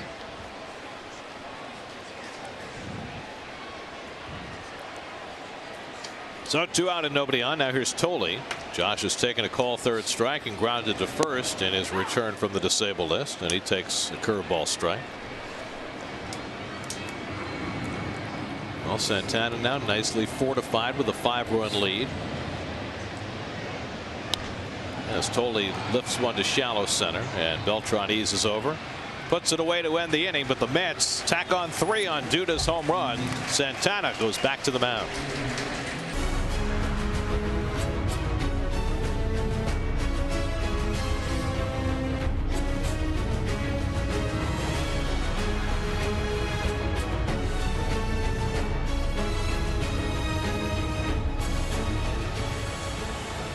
Been a big night for Johan Santana so far. Through 6 innings, he's held the Cardinals without a hit, but he's walked 4 while striking out 6, so he's thrown 93 pitches as he faces David Freese to start the 7th. Santana now fortified with a 5-0 lead. Freese has walked and flied to center 0 for 1. It'll be Freese, Molina, and Adams for the Cardinals. High fastball from Santana, and it's 0-2. Freese just doesn't look like the same hitter he was early this season when he got off to a tremendous start. Injuries to your hands, huh, Keith? Hands and wrists. Looks like he's off balance almost. Keith, I mean, Ronnie, if you are in this situation, if you're Santana, how do you approach these at bats? You know that if you want this thing to go on, you've got to get quick outs. He's not thinking that way. I know that he knows that he hasn't given up a hit yet. Will pop up on the right side. Should be easy for Ike Davis. 1 out. But he has consistently showed every single start he's made for these Mets, he's all about the W. So that's what he is protecting. He is taking each batter, trying to get them out. And Terry Collins, I don't envy him right now talking to Dan Warthen. It's the only time you have a 5-0 lead, and neither manager or coach has a smile on their face. I mean, right now at 97 pitches through 6 1/3, given the constraints that have been put on Johan, you'd have to think there's just no chance he can finish this game. You know, if I'm the manager, I may have to get on the phone in the dugout and call Sandy Alderson and say, "What do you want to do here? Protect me now." Sandy, I need some help here. Back up. Molina 0 for 1 and a walk, and he fouls it off 1-1. The one thing about Terry, as we've seen since he's been here, not afraid to make the really tough decision to protect his players. And well, this inning is not the issue for Santana. It's what would follow in the 8th and 9th. 100th pitch on the way, and Molina takes low and in 2-1. 6 1/3 innings, the farthest any Met has taken a no-hitter since R.A. Dickey against the Phillies last September. 4th time in his career he's gone this far. And that changeup is down 3-1.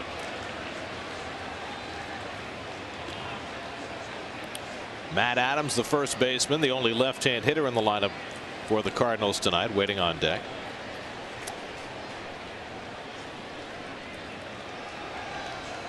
3-1 coming to Molina. And a fly ball deep left field. Back goes Baxter onto the track. He makes the catch. What a play. And Baxter may be hurt, but he hangs onto the baseball. The umpire's coming out there, and he just now singles out because Baxter has not yet shown the ball, but he is shaken up after hitting the fence. I think he hit his shoulder pretty hard here. Obviously, he crashes into this wall. Yep. Yep. Head and shoulder, perhaps. But in any event, Baxter makes a wonderful catch to keep the no-hit bid intact. What a play. Selling out for this play is Baxter. Well, he knew what was at stake, and this is the way he's played anyway. God, that's a catch. I thought there was no chance he was going to make this play. Using that speed, and you're right, he hit that shoulder awfully hard. You know, he stumbled here. He wasn't able to turn to like get the flat of his back, the full part of his back against the wall, and just went up against his left shoulder. Santana's reaction. Shades of Rusty Staub back in '73. Terry Collins asking for a replacement. Andres Torres is already running on the field, but right now the concern is for Mike Baxter. Ray Ramirez, the trainer, with him there, seated in front of the fence. Up on his feet, but clearly that left arm is a big concern. Let's see where his wrist and the glove come into play here against the wall. I don't see it. No. As he lay on the warning track, ball in his glove, the third base umpire Adrian Johnson ran about 200 feet out there to make sure that he had secured it. But you certainly have to be concerned about Mike Baxter and what kind of injury he may have sustained here in making a wonderful play to preserve Johan Santana's no-hit bid through 6 2/3.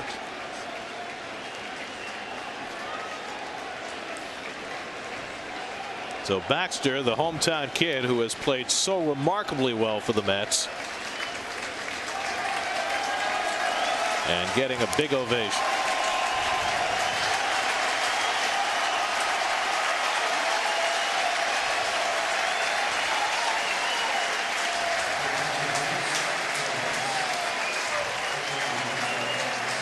That's an awful long walk.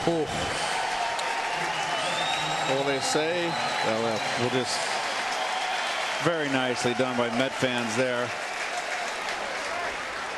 If in the course of a no-hitter, what do they say? There's always 1 or 2, 3 plays. There's always some gifts from the baseball gods, it seems. Well, we've already seen 2. That great play and the bad call on the Beltran ball that should have been scored a base hit. Torres comes into play center. Nieuwenhuis moves to left. And now Matt Adams takes inside for ball 1. So now what if Santana having to wait these few minutes during the delay? Adams has struck out and walked tonight. And he takes it low 2-0. I will say that everyone on that field and in the dugout is a little shaken up now, including the pitcher.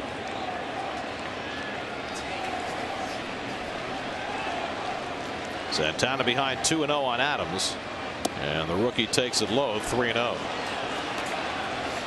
And that pitch count inexorably begins to become untenable for Santana, up to 105, and you have to think this might be his last inning. The bullpen now is starting to work.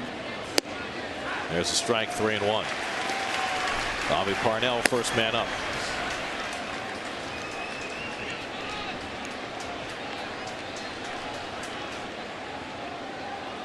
Now the 3-1, and Adams hits a tapper down to first. Davis makes the play. Santana has a no-hit bid intact through 7. Now the question is, will he be able to continue beyond this? Mike Baxter helps Santana get through the 7th with a tremendous play at the cost of his shoulder. 5-0 New York.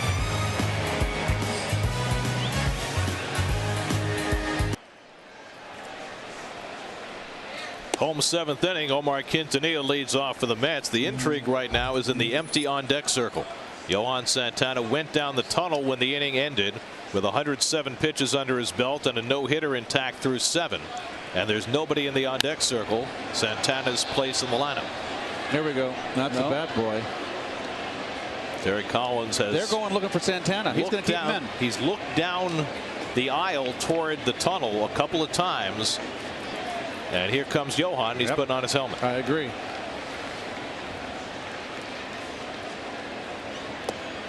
Well, Bobby Parnell was up in the bullpen. He is now sat down. Santana's got his helmet on. So at 107 pitches, with 7 no-hit innings under his belt, Santana's going to get a shot for at least one more.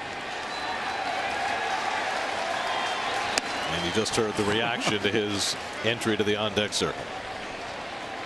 How many games, Gary? Tonight is number 8,020.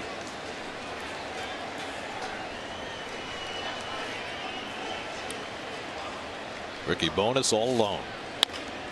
Over the mound for Call. Another one he couldn't field. This one didn't hit the bag, but it was just beyond his reach. And Quintanilla has an infield hit, reminiscent of Neuenhuis's hit back in the 4th. It didn't hit the bag, but he was affected by that. He was. And it should be a rule in error. I don't know what they're going to do. And a big applause for Santana. It is a hit for Quintanilla.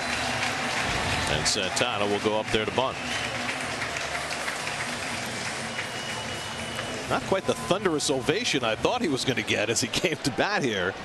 That was a little odd. 6 outs away from potentially the first no-hitter in Mets history, and he got a smattering of applause as he came to bat. And he gets the bunt down nicely, and Molina makes the play on him. 2-3 on the sacrifice, moving Quintanilla to second. It's a better hand for the bunt. Where are we, in Montreal? This is can't sit in your seat kind of baseball, isn't it? One would suspect. So Santana will resume his lonely seat at the end of the bench. Andres Torres will come up for the first time. Took over for the injured Mike Baxter in the last half inning. We'll get a report on Baxter as soon as we can. And Andres takes the curveball from Wainwright outside for ball 1. Some people get jaded when something's happened to them 8,020 times in a row. They're just waiting for something bad to happen. Is that what you're saying?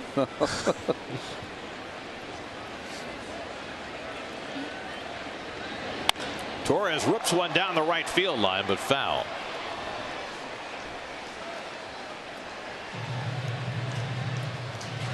Let's answer our AT&T trivia question. We asked, who are the 7 members of the 300 homer, 300 stolen base club? We opined that there might be 2 guys with the same last name on that list. And Wainwright struggling with his curveball now. I guess both Bonzes are there. Andre Dawson we forgot. Steve Finley we forgot. Reggie Sanders never would have gotten that. Mays and A-Rod the other 2. And Carlos Beltran 1 stolen base away from that club. Now Wainwright behind on Torres 3-1. Now Wainwright up to 95 pitches now, and he certainly has appeared as though he is losing some steam. They've got the lefty Freeman up in the bullpen waiting to make his big league debut.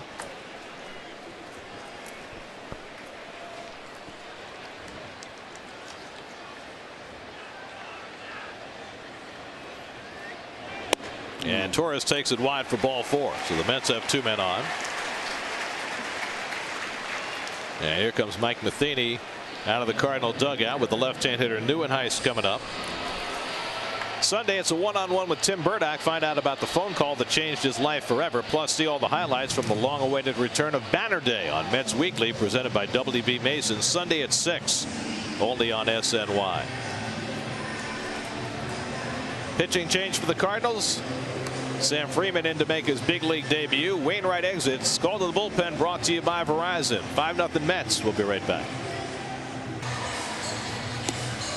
Well, Adam Wainwright out of the game after 6 1/3 innings. And the 24-year-old left-hander Sam Freeman out of the University of Kansas will make his major league debut. 32nd round pick from that University of Kansas. The left-hander has averaged just about a strikeout per inning in his minor league career. Kirk Neuenhuis is 2 for 3 tonight. And he's pushed his batting average up over 300 for the year. First and second and 1 out. Mets looking to add to their 5-0 lead. And a fastball in for a strike. 0-1. Wainwright went 6 1/3, 6 hits, 5 runs so far, 3 walks, 6 strikeouts, a home run by Duda that crushed his night. Quintanilla and Torres aboard, and Nieuwenhuis takes that fastball wide. 1-1. Sam Freeman began the year in Double-A, made 6 appearances at Triple-A Memphis before being called up to give the Cardinals a second lefty in their bullpen. They had a second lefty earlier this year, J.C. Romero, but they let him go. He was just ineffective. Cardinals have been making lots of changes in their bullpen. Got close games for them last year. Fernando Salas is in the minor leagues now. Remember, Lance Lynn moved into the rotation. He was a big part of that bullpen late in the postseason.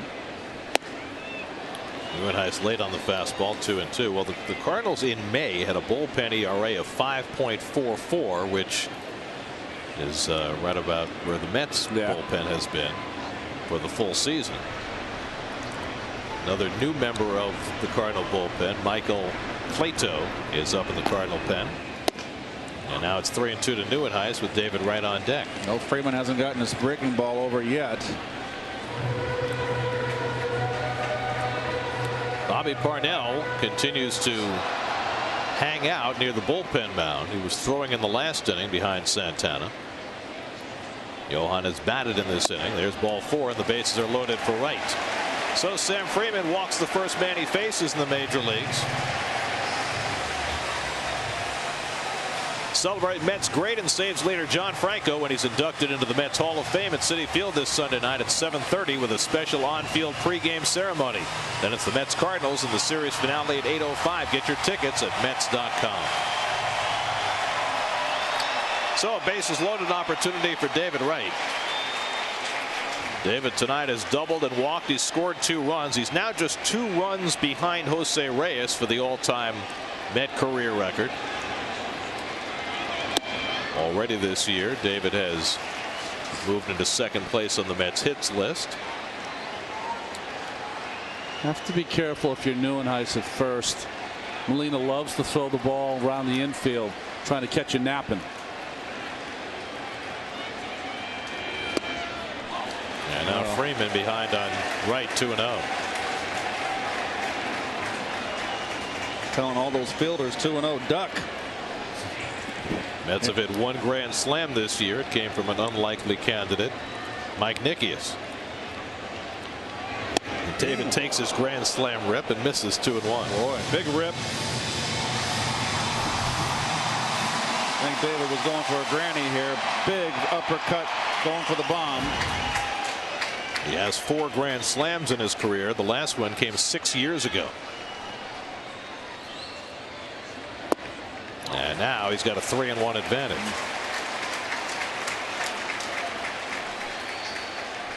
Mike Matheny leaving the young lefty in to face David Wright, who chews up lefties about as well as anybody in the game.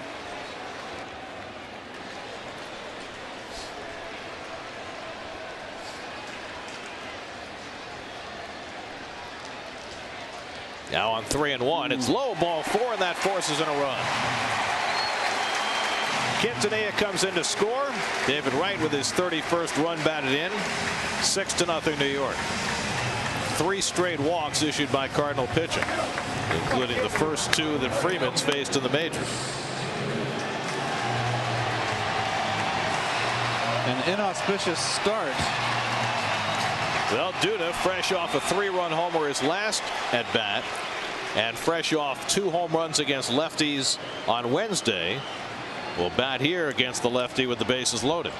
Duda with a 4 RBI night, matching his career high, and he takes that breaking ball for a strike. Duda with 3 home runs in his last 5 plate appearances. This young man's got a good arm, just that heart's pumping. Yep. Here you are, big league debut in New York. The other guy's pitching a no-hitter. It's not easy, is it? That's the other guy. Bases loaded. Here's the pitch to Guerin right here. 2 sliders in a row. Look for some cheese out over the plate. Hey, Ronnie, if you're in Santana's spot, does it bother you that this inning might last a while? You know, I've only been in the taken through the 7th inning maybe 3 or 4 times in my career, and it wasn't until after I left New York. And I would say yes. I mean, you're itching to get back out there. You know, you feel like you have enough runs right now, but you know, the hitters are taught to add on. 2-2 now to Duda. So Freeman finally able to throw a couple of breaking balls for strikes in this at bat. He's taken a lot off of it. He was overthrowing early. I think the bigger problem, Gary, is for huge inning Santana to be sitting so long. I think that's a bigger question. Stiffening up. Yep. Now the 2-2, and Duda fouls back the fastball. Well, there your Met home run leaders, brought to you by Time Warner Cable. Duda with his home run today now has 8, 2 more than Scott Hairston.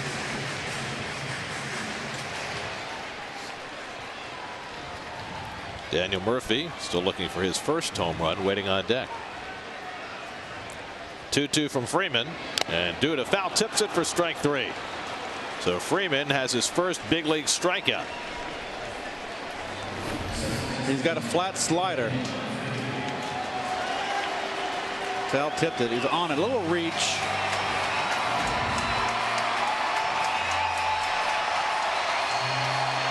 So now with the bases loaded and 2 out, here's Daniel Murphy, who tripled in a run back in the 4th, his first triple of the season. He's also grounded out twice, 1 for 3.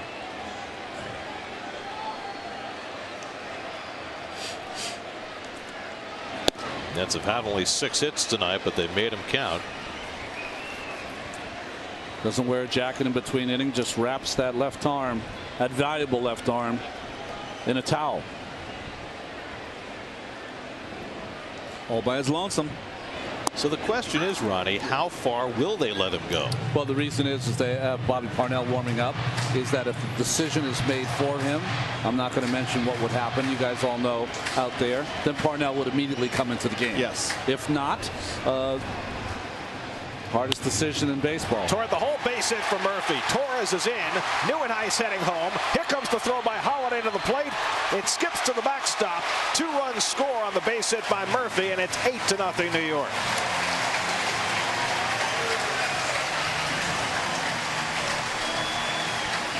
So Murphy with his 2nd and 3rd RBIs of the night. 22 for the year for Daniel. The wrong guy to be throwing sliders to. Yeah. Wrong guy.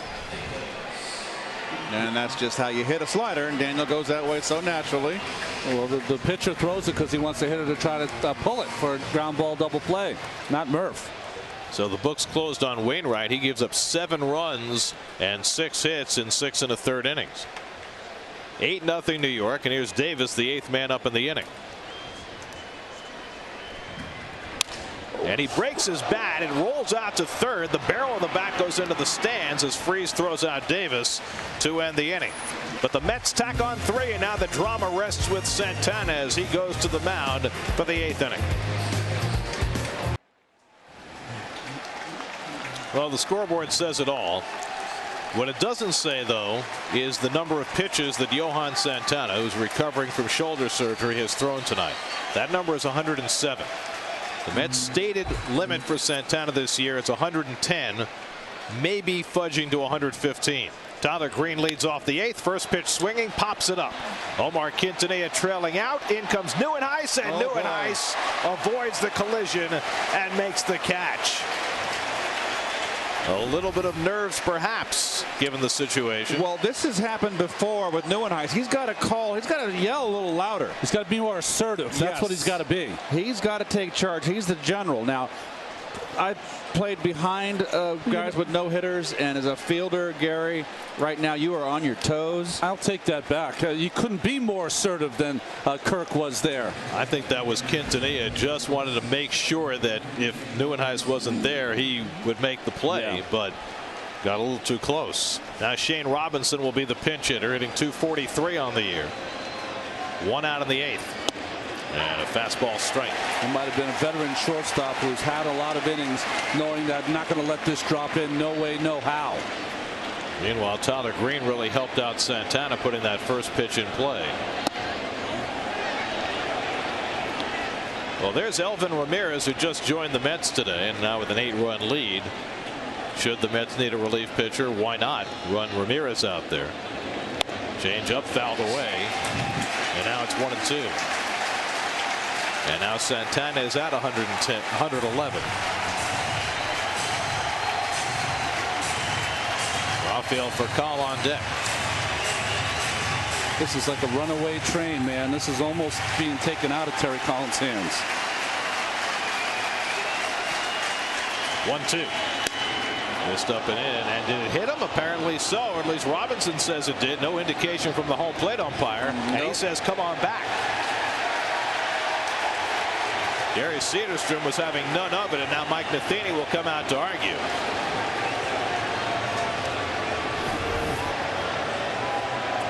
Right on that dish, Keith. Yes. It got him. It hit him on the hand. Now the question is, and there was no indication from Cederstrom, did he not see it, or did he rule that Robinson made no effort to get out of the way? You cannot say that he didn't try to get out of the way, because it's just, it got him. Just off that knuckle on the end of his hand. The Coors Light freeze cam. Well, that's the second call that's gone in favor of the Mets tonight. Has it gone in favor of the Mets? Robinson gets another chance to hit. Well, we'll see. 2-2 coming. Strike 3 call.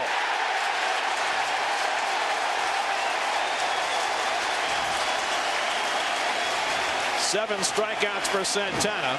2 out of the 8th. How much pressure is on that guy? How do you weigh it? I feel like it's a runaway train, Gary. That's what it feels like to me. He's going to go out in the 9th if he gets Furcal. It's bigger than anything here.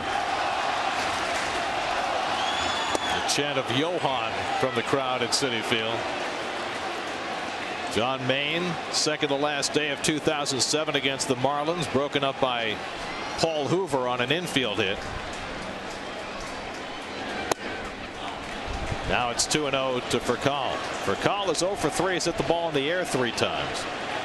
How many deep breaths are you taking in between pitches here, Keith, if you're in that on the field? Carlos Beltran would be next. Santana's retired the last 11. And now it's 3-0. He's walked 4 tonight, struck out 7. I guarantee you every fielder out there is on his toes, on point.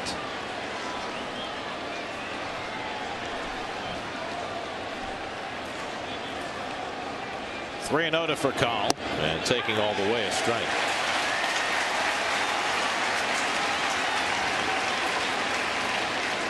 Tough call for Santana. Do you pitch to the situation? Yep. Do you pitch to the game? Agreed.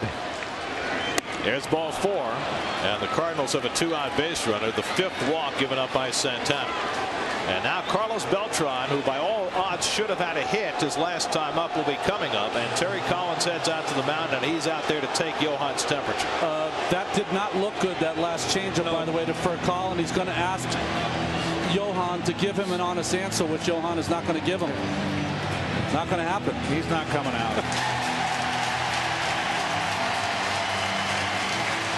So Santana will get a crack to finish the 8th inning. The closest the Cardinals have come to a hit tonight was the foul ball that Beltran hit in the 6th inning. It appeared to hit the chalk along the left field line behind third base, but it was ruled a foul ball, and then Beltran grounded out.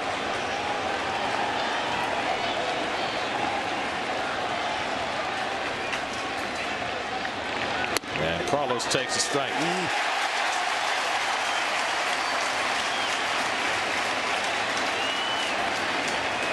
Well, he's never thrown more than 125. That was in that wonderful second to last day start in 08. And Beltran badly fooled. 0-2.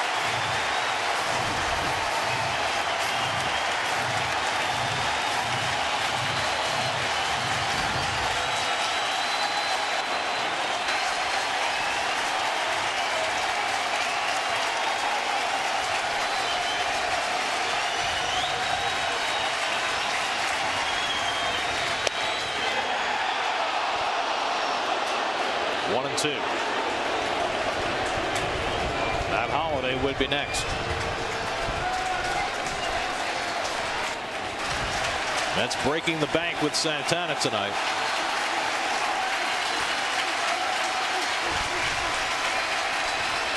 And Beltran flares one. Quintanilla in, and Murphy picked it off in front of him to end the inning. Santana, the first Met since Seaver to take a no-hit bid to the 9th inning.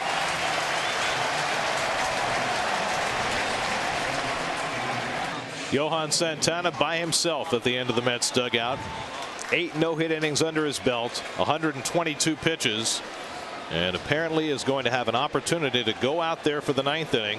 The first Met pitcher since Tom Seaver, who did it 3 times, to take a no-hitter into the 9th inning. Meanwhile, Michael Cueto comes in to pitch the bottom of the 8th for St. Louis, and Josh Thole takes a strike.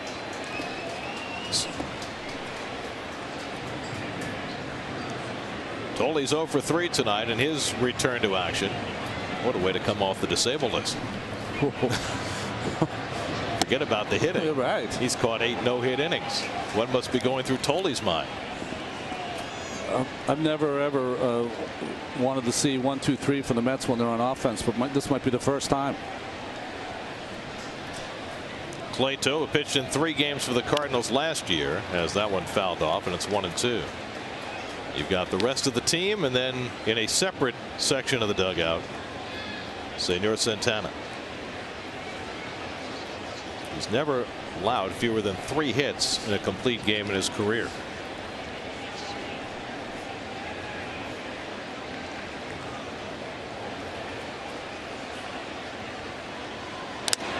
Thole fouls one off the mask.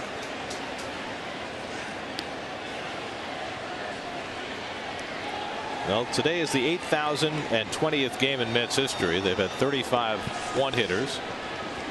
They've had a lot of pitchers throw them before or after, and they've had 3 instances where a pitcher's taken a no-hit bid into the 9th, all by one man, Tom Seaver, before tonight.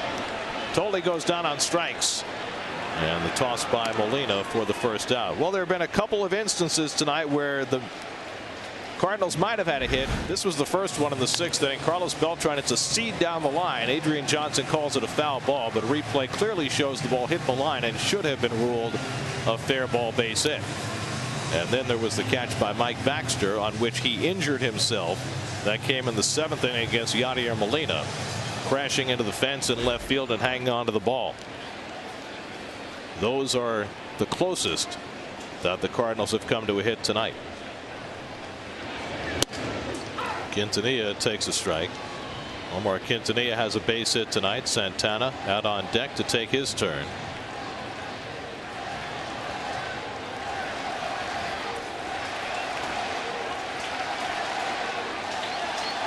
And just to make it more interesting, the Cardinals will have the heart of their batting order coming up in the 9th inning. Matt Holliday, Alan Craig, David Freese.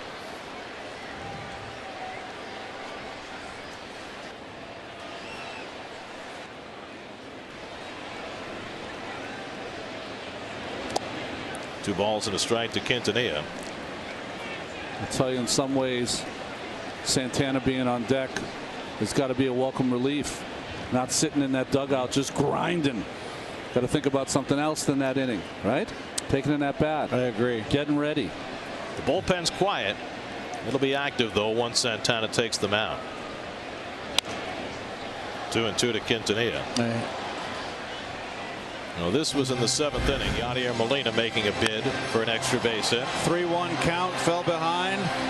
What a play by Baxter. And he looks like he came out of this game with a shoulder injury of some sort. We're not sure. But that is one of the 2 plays that we just showed you that have made the difference so far in this. You know what we're observing. Well, you know, some would argue that the call that Adrian Johnson got wrong is an argument for more instant replay, which has been the subject of a lot of discussion. You know, just as Armando Galarraga did not get a perfect game because of an umpire's call, you know, no hitters can be formed around umpires' calls as well. And whether that's right or wrong is a subject of quite a bit of debate. can't be held by Molina. Still 2-2 to Quintanilla.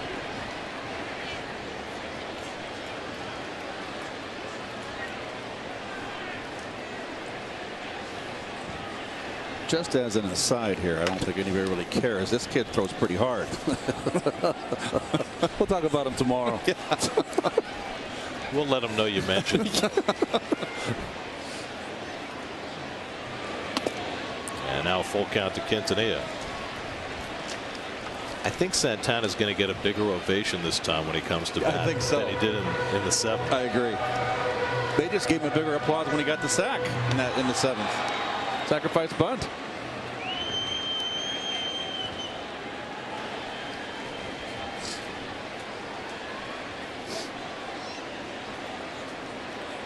Now the 3-2, and Quintanilla pops it up. Who's going to get it? Right at the corner. Oh. And Holiday running out of room. Someone's going to get a little talking to. Well, he can field, but he knows not his place. Stool removal problem. Yep. Oh. He's not going to raise his head. A lot tougher down there than people think, I'll tell you that. Yes. Well, you run out of room in a hurry. There's no place to go. You got 3 fielders converging on you in that corner right near the stands. Well, it's a lonely place. Leave it to Al on camera 2 to put the spotlight on him.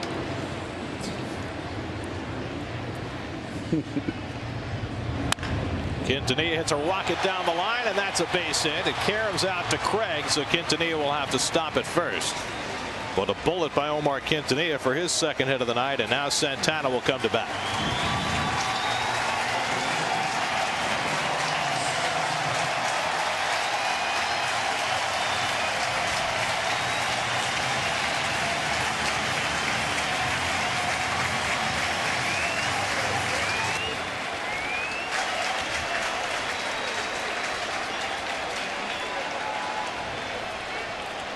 Johan 0 for 2 with a sacrifice bunt tonight.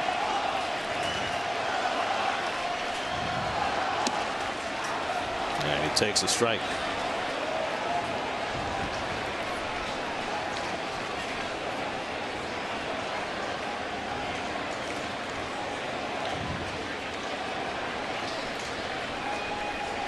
Preliminary word on Mike Baxter. Left shoulder contusion, undergoing more testing now.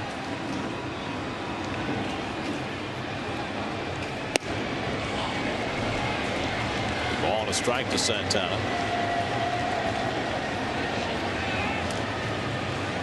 Andres Torres waiting. The Mets 8 runs, 8 hits. The Cardinals no runs, no hits.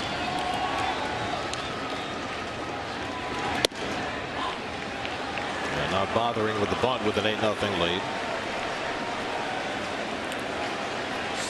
Santana has no interest in swinging the bat, has no interest in really getting on base. He'd love to take a couple more strikes and go sit down.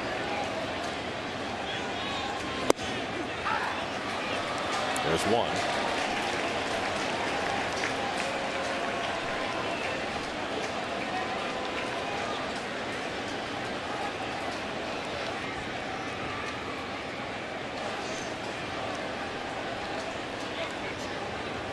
Two.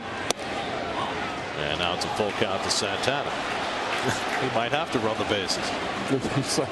He's telling Molina, I'm trying to make it out.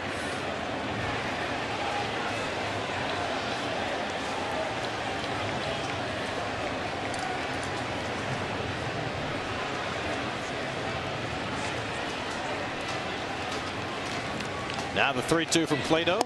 And that's right down the middle for strike 3. So Santana takes his strikeout.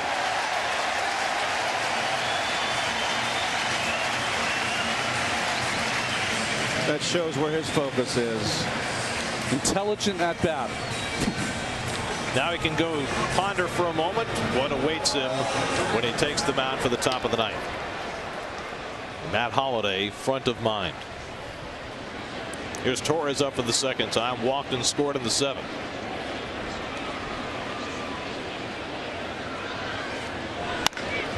Down to first, and Adams makes the play to end the inning. So the Mets are done in the bottom of the 8th. And now Santana will prepare himself for the ninth, and we will keep it right here as Johan Santana prepares to go where no Met has gone before. Well, I feel the pitcher that Santana is, he's going to reach back for something extra here. And you're going to have to beat him. Elvin Ramirez, just called up today, will stay busy in the bullpen. But Santana, it would appear, is going to be allowed to stay around as long as it takes. Nothing against Elvin Ramirez. I would love if he doesn't make his major league debut tonight. It's always tomorrow. The Cardinals have not been no-hit in 22 years since Fernando Valenzuela threw one against them in 1990. The Mets, who are in their 51st season, have never had a pitcher seal the deal. 3 times Tom Seaver took no-hitters into the night. The most famous one, his first in 1969, when he had his perfect game broken up with 1 out of the 9th at Shea Stadium by Jimmy Qualls. He also went 8 1/3 against the Padres in '72. Leron Lee broke that up, and he took a no-hitter 2 outs into the 9th in a scoreless game at Wrigley Field when Joe Wallace broke it up in 1975. And now, 37 years later, Johan Santana takes the mound for the 9th inning with a no-hit bid intact. Last time I felt like this as a man, I used to put stirrups on. Matt Holliday leads off. Line drive center field. On comes Torres, and he gets there. 1 out. 1 pitch, 1 out of the 9th.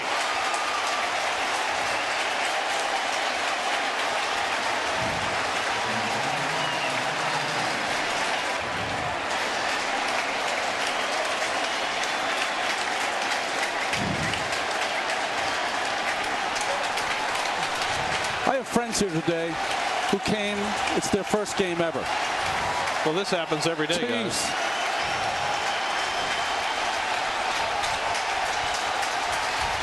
Alan Craig is 0 for 3.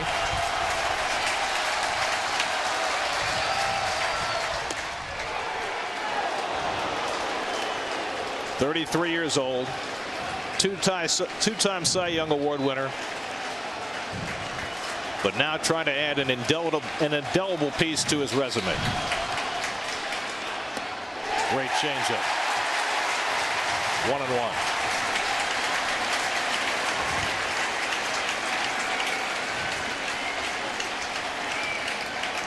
They all know the history.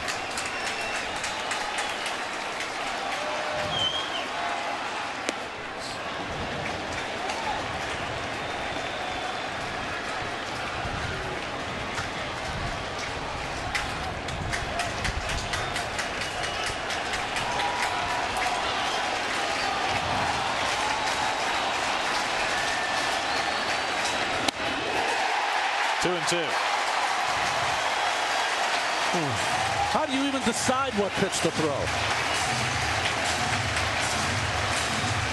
If you're in any other inning, you'd pop an inside fastball to keep him loose. Do you do it here?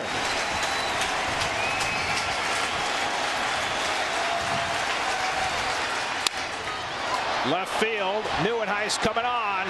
2 out.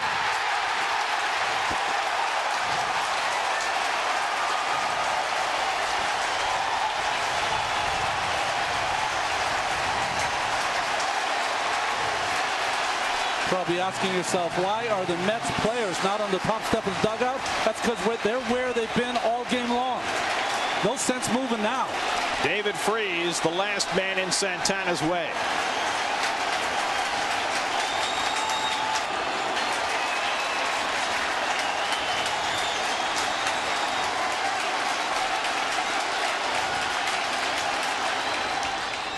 Skipping away from Tolle. Ball 1. Almost 2 near bloopers to start this inning. He's about to throw his 130th pitch. 5 more than he's ever thrown in a major league game.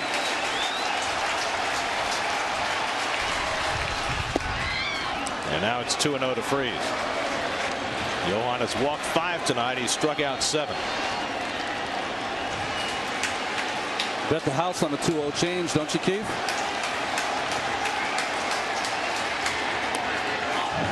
And now ball 3.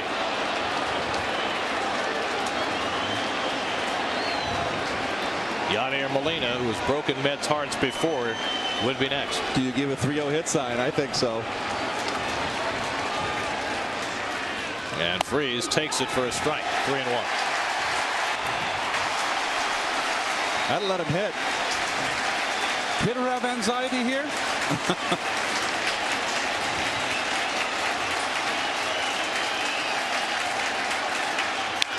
Slow ground ball, foul. That was shades of Paul Hoover right there. And now he's 1 strike away.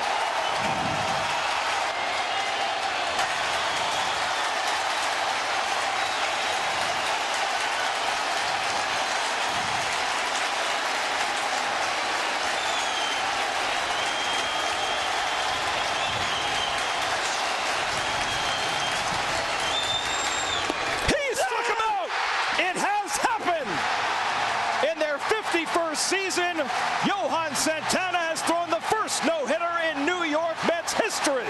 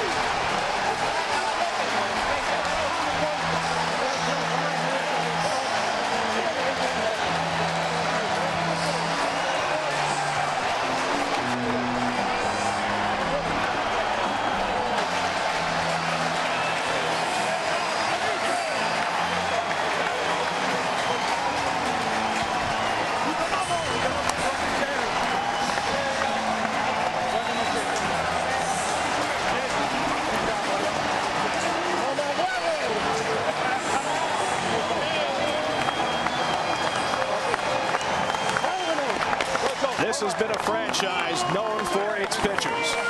From Seaver to Kuzman to Gooden to Darling to Cone and on and on and on. But it has taken till this day, June the 1st, 2012, for the Mets to have a pitcher throw a no-hitter. His name is Johan Santana. He had major shoulder surgery. He has come back to pitch not only effectively in the majors, but to pitch a brilliant no-hit performance tonight against the St. Louis Cardinals. In his 99th start for the New York Mets, his 43rd win, his no-hit history. And let's make one point. He did it against the National League's #1 hitting team, leading in home runs, batting average, runs, the top offensive club in the National League. World champions. Bravo.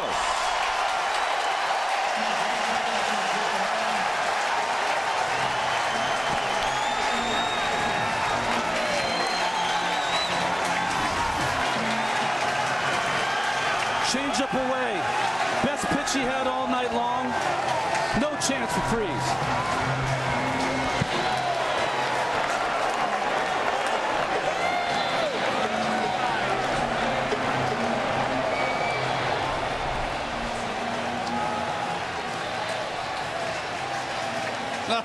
Skipper. Well, Terry Collins let him go. His pitch count was supposed to stop at 110. He stretched it tonight to 134. Josh Toley, coming off the disabled list, caught him, and Santana did the rest. A great catch by Mike Baxter that cost him a shoulder injury. One missed call by an umpire that helped his cause. And Johan Santana does something that many of us who've watched Mets baseball over the last 50+ seasons thought might never happen. The first no-hitter by a New York Met pitcher. And I asked you the question, Garrett. Did you ever think it would happen? No. But now it has.